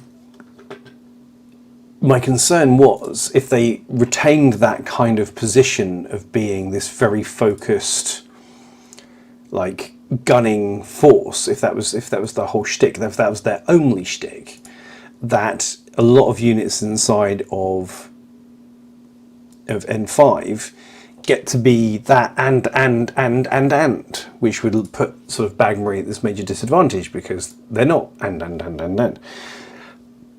But instead we got an additional point on the BS, we got the armour and BTS being up as good, MSV1, limited as -3, we've got NCO, which was really good, and Warhorse, which is really good.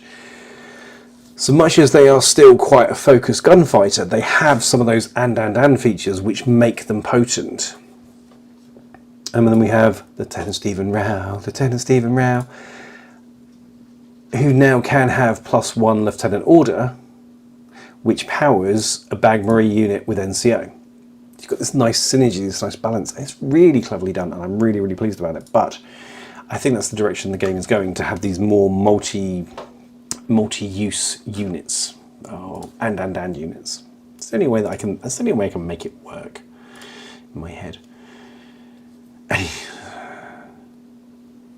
At least there's still playable representations on the table, unlike a complete nuke from. Blissful Badger, yes, they weren't though. When N5 dropped, we've just had what, I don't know, 20 tropes of Trooper. That's a guesstimate, but about 20 tropes of Trooper have just been reintroduced to the game, who were physically removed. They just weren't there anymore, and that was a feels bad moment. That was definitely a feels bad moment. If you owned. Like if you owned, as I did at one point, 7 Bagmarie, you can't use them anymore. They're not a thing. You can take them and proxy them as something else if you want, but that isn't a thing. That was not a nice thing to do. That was not a nice thing to do. I suppose the Army's Return means I should stop melting. No, continue to melt. It's the most enjoyable thing to do. Any news on Acheron's Fall? I don't know, to be honest with you. And at this point, I'm kind of a little bit lost. Because, so Acheron's Fall, if you've not come across it, guys, is a space game for Infinity. By Rambler Designs? Yeah, by Rambler Designs. So by the looks of things, it was funded. Yeah, it was funded. So Acheron's Fall was funded on GoFundMe, on GameFound. There you go. That's where that is. But I don't know anything beyond that. I assume it's going to come out as a general release, but I don't know. We will have to see. Who knows? Bagma Tanuki. Why? No. They're not the same as Bagma Tanuki. Oh, the Tanuki. Oh, that profile with the disco ball. My God, that's a useful little bundle of fluff and happiness, isn't it? But that is an example, perfect example of an and unit. When I look at Tanukis, so 4/4 movement, CC 17, BS 13, tasty, Fizz 11, okay, Whip 13, 2 arm, 3 BTS, 3 even BTS. But then dodge +3, so they're dodging on 14s, because key, that's why. Immune to shock, number 2, so very close. I see what you mean. I see the connection with Bagmarie and Tanuki right there. Terrain Total and Warhorse, cool. But it is that specific hacker a Whip 13, BTS-3 hacker with a hacking device, with a submachine gun, a pitcher, so we build our own network around here, people. We don't rely on other people, we build our own network, and a disco baller, because you won't see me doing it either. I'll build my own network and you don't get to see me doing it, because that's why. Mwah.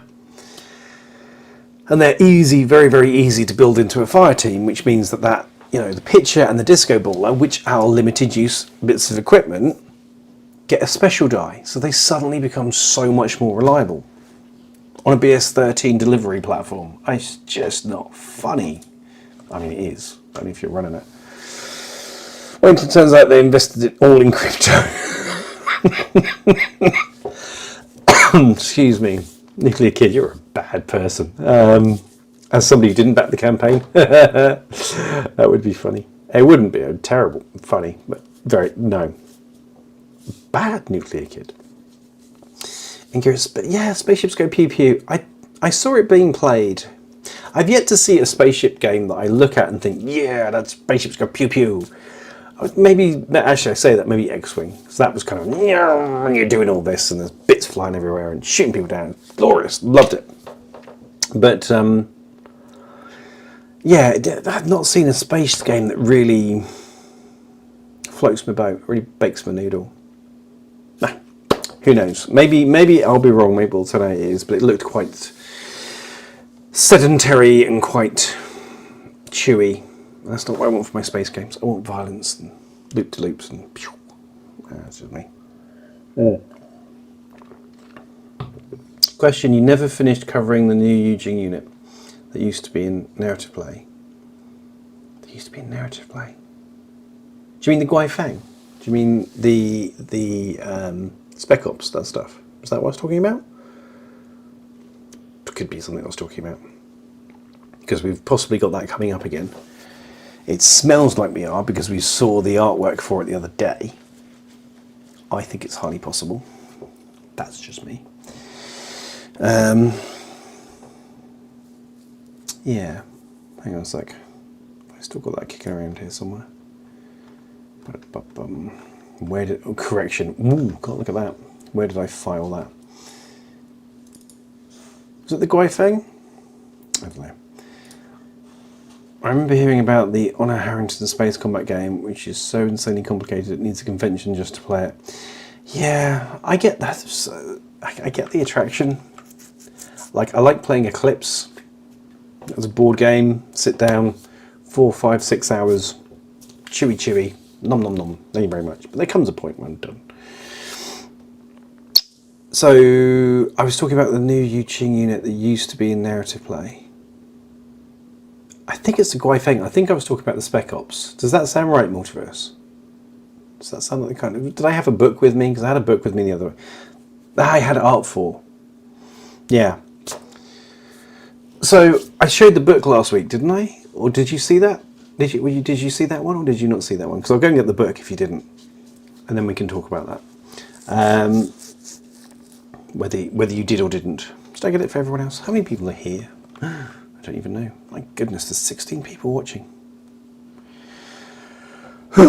Always completely freaks me out. The thick white... No, stop it. The first thing you say when you walk in the room. Good evening, Mr. Rogers. I hope you're doing well. First, starts flopping his wang on the table as soon as he comes in the room. Right, so I'm going to go this way. I'm going to go this way for a second. You want to come too? This one. Because I think we did this. We talked about this last week, didn't we?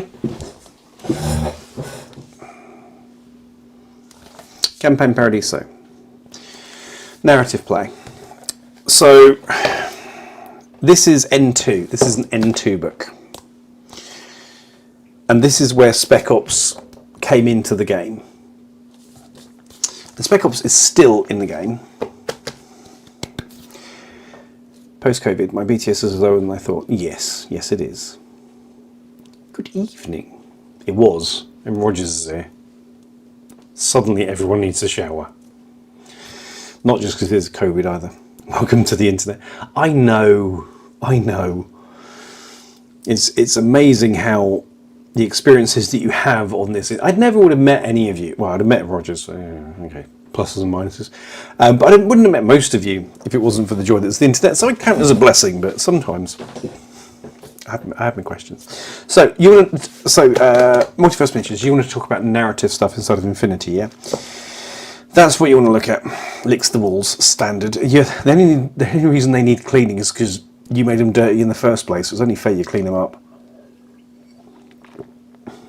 So, there is in the game at the moment the ability to play Spec Ops. Don't know if you've seen it, don't know if you've looked at it, but you can do Spec Ops inside of the army builder, and essentially it boils down to this.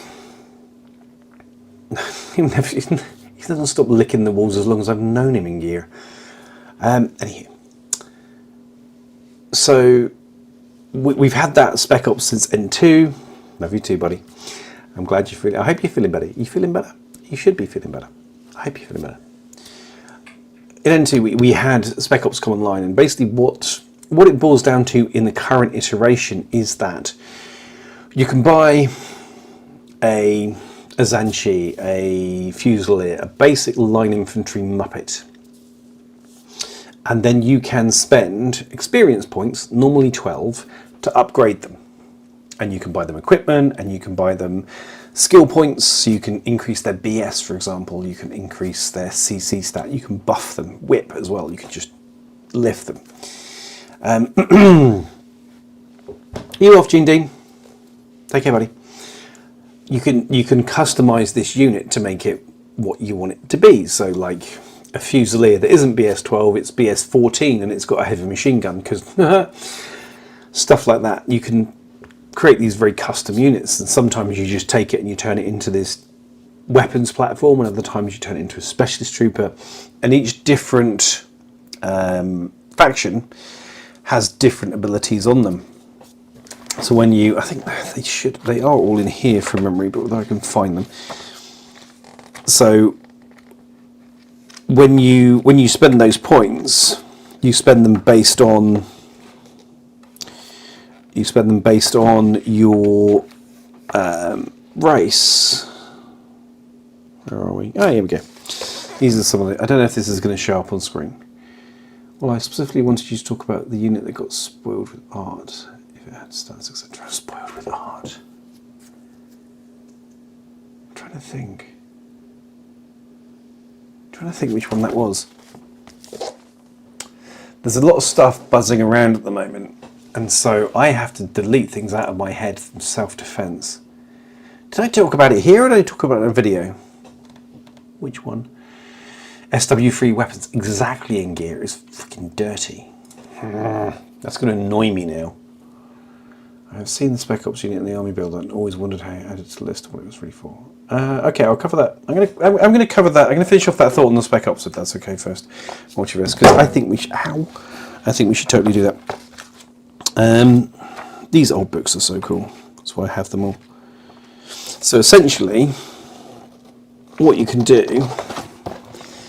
So up here you'd have 12 skill points, yeah?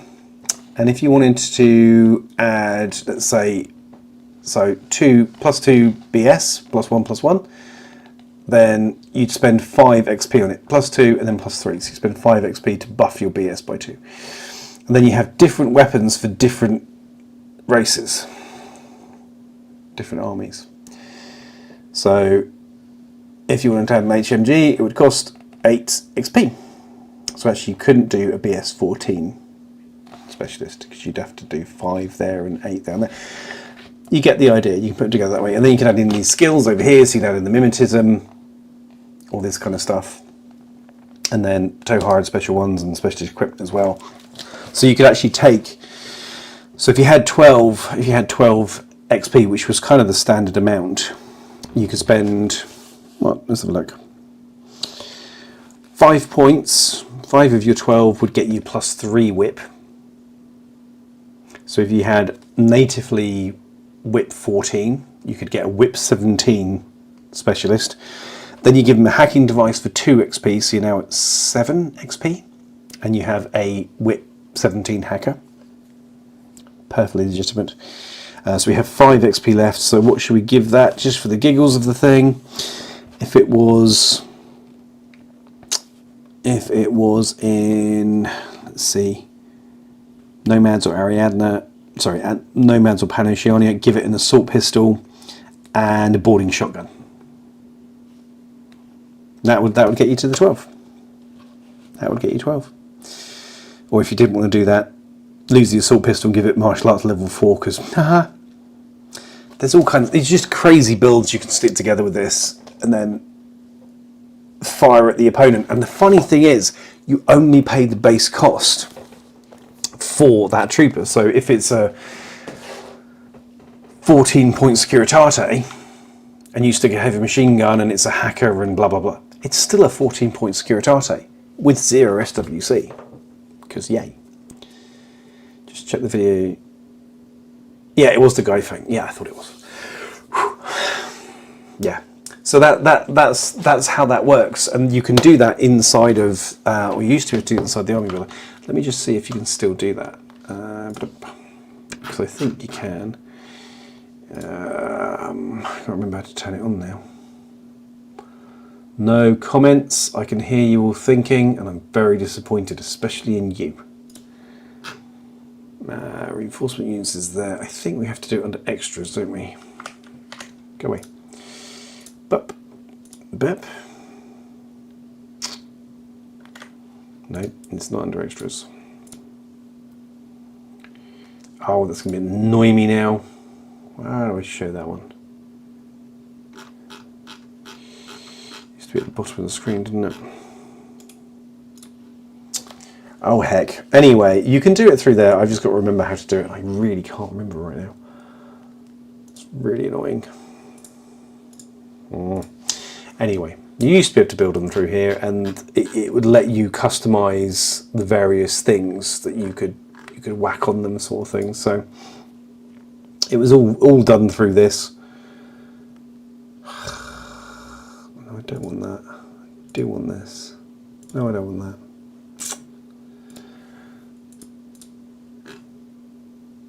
Skirmishers. No. No. No one wants you. You're no fun. Can't remember where it is. Someone. Oh, there it is. It's the Spec Ops button, isn't it? Right. Hang on a second. Let me just put this together properly. I hope you're all having fun while I have a medium-sized breakdown over here. Get rid of this. Get rid of that. Get rid of that. Go there. Do it with Pano because that's easiest. Right. Come here. No. This is the height of professionalism, isn't it? So, no capture. Look at me, I know what I'm doing. Who's impressed? Admit it, you all are. So yeah, if you hit the Spec Ops button up here, then you get the setup and it shows you here. So you have your base profile. Or you can do it with Fennec. Ooh, you can do it with Fennec now. So you can just turn it into a Fennec and gain all those abilities. But if I put an extra BS, an extra 2 BS, I've got rid of my 5 already. And then I can go in here. So we're at 5. It's got a bit cheaper. No, they haven't. They're still just as bad. So I can keep it a Spitfire. So we're now at a BS14 Spitfire. I think this will push me over. Yeah, it'll push me majorly over. Can't do that. I don't think anything is 1 point. Anything worth having. Well, decharges. You can do some missions then. It's kind of potent.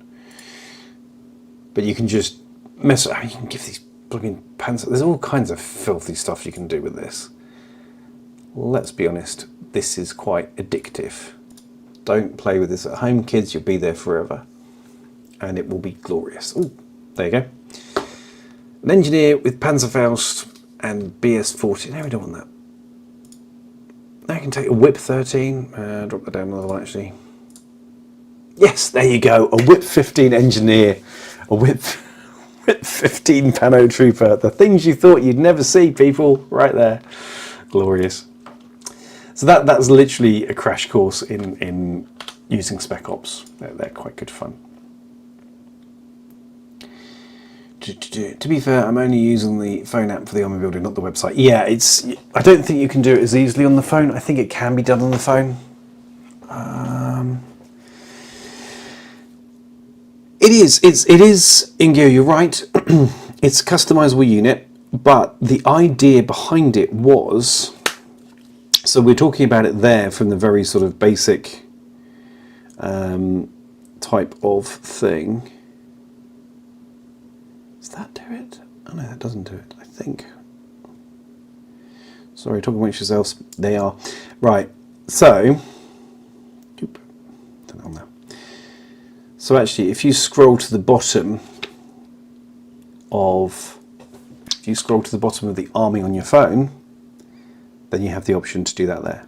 So it's literally, so this is the bottom of my, I've opened Ariadne because I did, there's line Kazakhs, and we can do the same thing again. We can work our way through. Is that going to focus? Come on. You can work your way through the various stats and all that kind of stuff. So it works the same on the phone. I don't think there's a way to turn it off, so who knows. But it is there, and you can play around with it. And it's odd, I know, you can. Just, there you go. Also good. Oh me.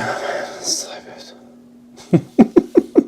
Exactly, Mike. It's just crazy builds that you can put together with Spec Ops, but that's not what Spec Ops was for.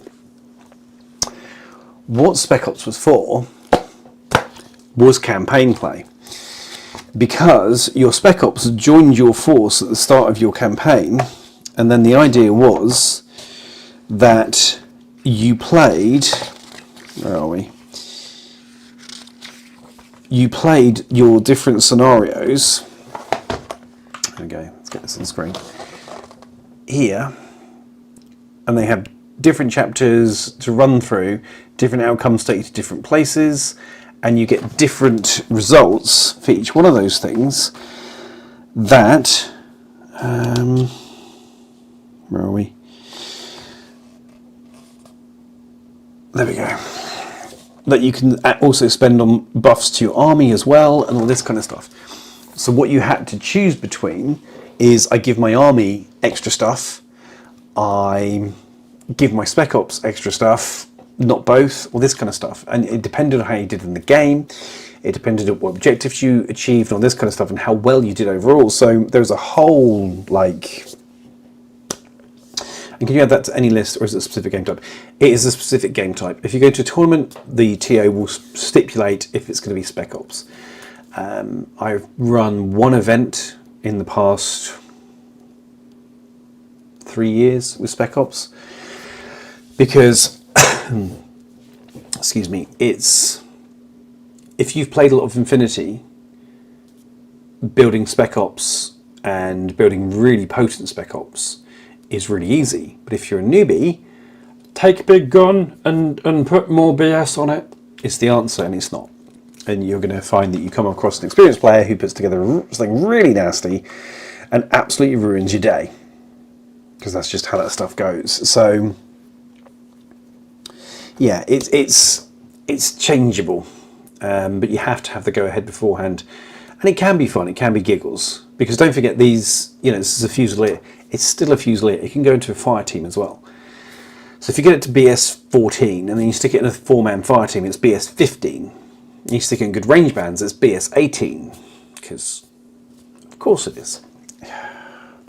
It's, yeah, the campaign system was good, but it takes a level of commitment. It takes a level of,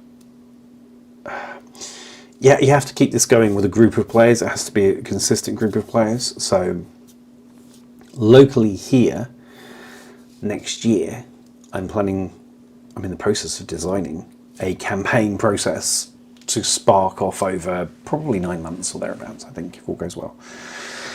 And there's going to be bits of that built into it, there's going to be bits of other stuff built into it, and it's going to be this whole narrative campaign. And the thing that it will live and die on is if people turn up. And that is the biggest risk. It's quite... I'm running 2 escalation leagues at the moment. I'm running one for bolt action, and I'm running one for Infinity. and the bold action guys are the most efficient mammals that has ever been known. You know, you announce the pairings before the start of the month because they finish the games really early, and then within a day or two, everything's booked in. Everybody's got their games done. They're all ready to go, and then you know exactly when it's going to happen. It happens then. You get your results back through. The Infinity players, you announce your pairings. There's a bit of shit talking, and then eventually the games start happening and start creeping through. And as the months go on, as you get close towards the end of the month. Sorry. It gets busier and busier and busier and busier, and suddenly, and no, everyone's finished. It's the end of the month, and somebody still needs to get it done, and somebody was ill, and blah blah. So it's the biggest concern is running that type of event, whether people can do it themselves and actually arrive. So yes, but lekker last minute, just sneaking in under that calendar date. Yeah, there are some in Gear. There are some fantastic Spec Ops loadouts you can put together. They are awesome, but so did that. Yeah, the Guy Fang already has it's the standard, I think, Spec Ops for Yu Qing. Let me just double check.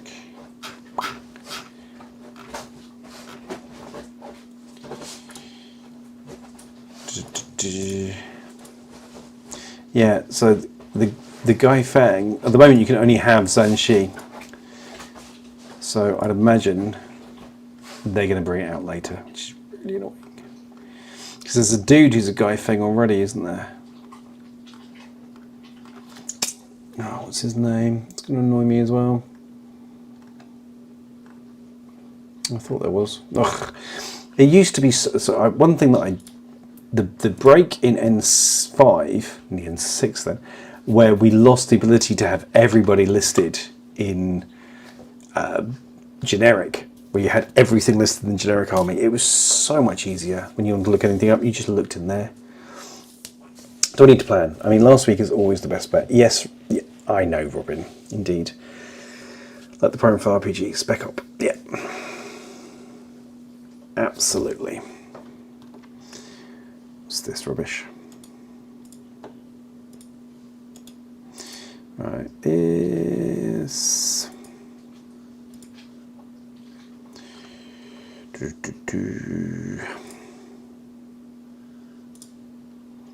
sorry, I'm just getting some rubbish dealt with on Twitch, because of course it happened.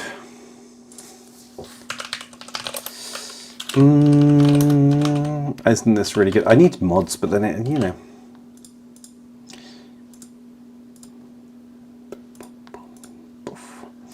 Yay. Sorry. Si Huang. I don't, yeah, me and pronunciations for Yu Qing units in Gear. Me and pronunciations generally, even with English. I'm just giving myself too much, like a primer for the RPG. Mike, the idea was, so the history of Infinity is that it came from RPG games. They were playing RPGs, and this is where the whole system grew from.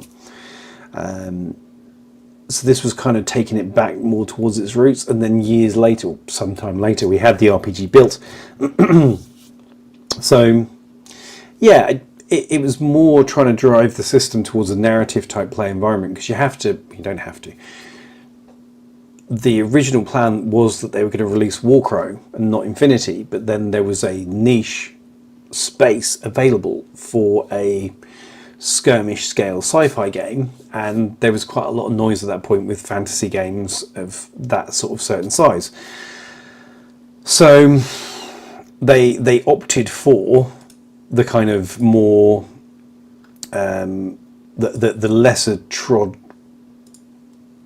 route, if you will, and went for Infinity because there was more space in the market for that.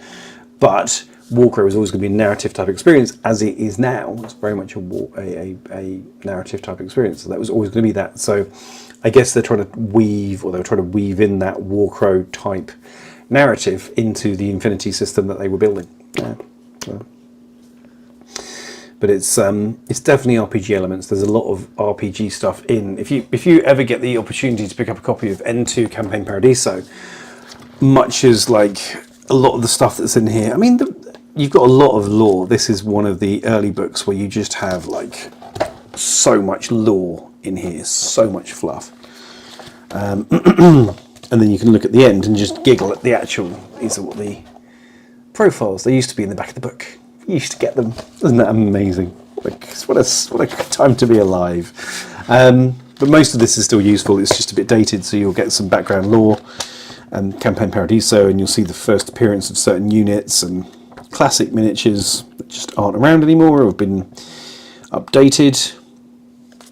Old school Morats, for example. That's going to work. Where are you? Oh, those red faces. You're so cute. Yeah, I love them.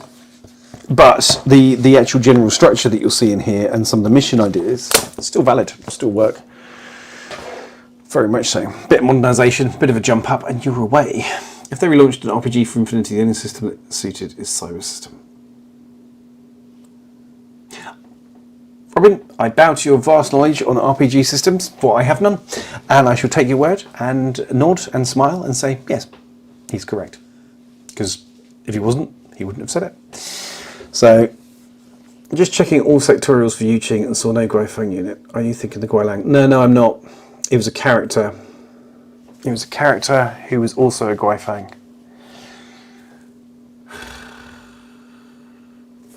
Let that sit. It will come back to me. I had it the other day. Somebody said to me, somebody's looking for a proxy for a Hexa, because now we've got NCA back in. It's like, what can we use for a Hexa sniper? Nauf. What the hell's a Nauf? Looked it up. Nauf is a character inside of Infinity that would look really good as a Hexa.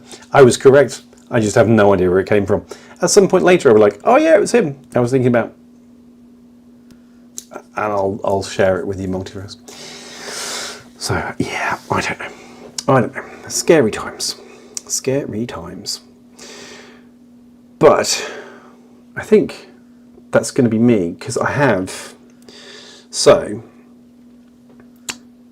next week I'm away. Next week I'm away on holiday, so there won't be a live stream next Monday. You'll have to make it a whole 2 weeks without seeing this and this level of complete disorganization. You're going to have to survive with that. We're going to get through it somehow together, I'm sure. So I won't be here next week, but what you're going to see at the end of this week is a flurry of activity. There's going to be a whole lot of stuff happening. It's going to be really interesting. Some of it, members, people like Robin there and a couple of other people who are around,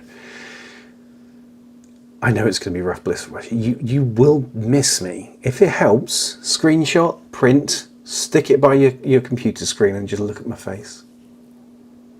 Beautiful. But members are going to see it first. On Friday, members, you're going to get a couple of videos back to back. On YouTube for free, there's going to be one video on Friday and I think one video on Saturday. There's going to be some stuff that should be dropping on YouTube Shorts and on Instagram and on TikTok that will be different. Can you tell something's big is coming? So on Friday, Saturday, get ready for a lot of stuff. It's kind of exciting. The next week we're going to be continuing with Warcrow, and then we're going to be doing the video. It should have happened last Friday, a week on Friday. And then towards the end of the month, there's going to be a very surprising video release that you won't see coming. It's going to damn near kill me to do it, but we're going to do it. You're so shiny. NDAs suck. All I can do is dangle a sausage and tell you to trust me, it's going to taste good. But yeah. So look forward to the end of this week, and throughout the rest of the month, there's going to be some really cool stuff. And the thing that happens, the video that drops at the end of the month, it's just going to be a chunky sausage. It's going to be a big boy. Members are going to get a really, really interesting, I think, video off the back of it with some really extra stuff.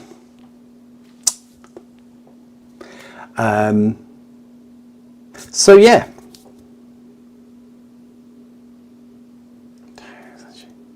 Well, Ingira, thank you for clarifying that one. There you go. That clarifies that one. But yeah, so look forward to that. I'm hoping to get some other stuff out too. I'm going to do a review of this bold action terrain for those that are. Thank you, Blissful Badger. Everybody, there we go. That must be what I was thinking. Where did I see that then? There was a guy found. There was somebody who was named one. I'm sure of it. It's going to annoy me. Anyway, so coming to the end of this week, big stuff. Next week, big stuff, and more Warcrow stuff, which is good. We also have got, I think, some really interesting stuff coming up for Eldfall. So all of you guys who are sat on the edge wobbling, trying not to get involved, hurry. I'm going to totally ruin that sense of resolve and restraint. But yeah, look forward to more stuff soon. Thank you all for coming along, hanging out and being here. It's always an absolute pleasure. Do, as I've said, please follow along on Twitch as well, because I really want to start doing some stuff there. I want to show you how badly I can paint live. I want you to see the tears. I want you to see the anger and self-loathing that comes with picking up a paintbrush. It's going to be magical. But anyway, I hope you all have a great week. I hope you, 2 weeks, I hope you have a great 2 weeks. I hope you have a great hobbying time. If you are on the Discord, if you're a member already on the Discord, then do share your progress and keep up to date there, because I'm going to be chatting there anyway. I'm going to have plenty of time. If you're not a member, do please consider becoming one, because that would be amazing, especially because I'm about to hit 100, and that would just be bonkers, and I'd love that. So, and even more stuff. So please do consider becoming a member, because there's all kinds of stuff and hours and hours and blah, blah, blah. In gear, it is always a pleasure, young person. It's always a joy. Thank you for your assistance with the Spec Ops stuff, and love you all greatly. You have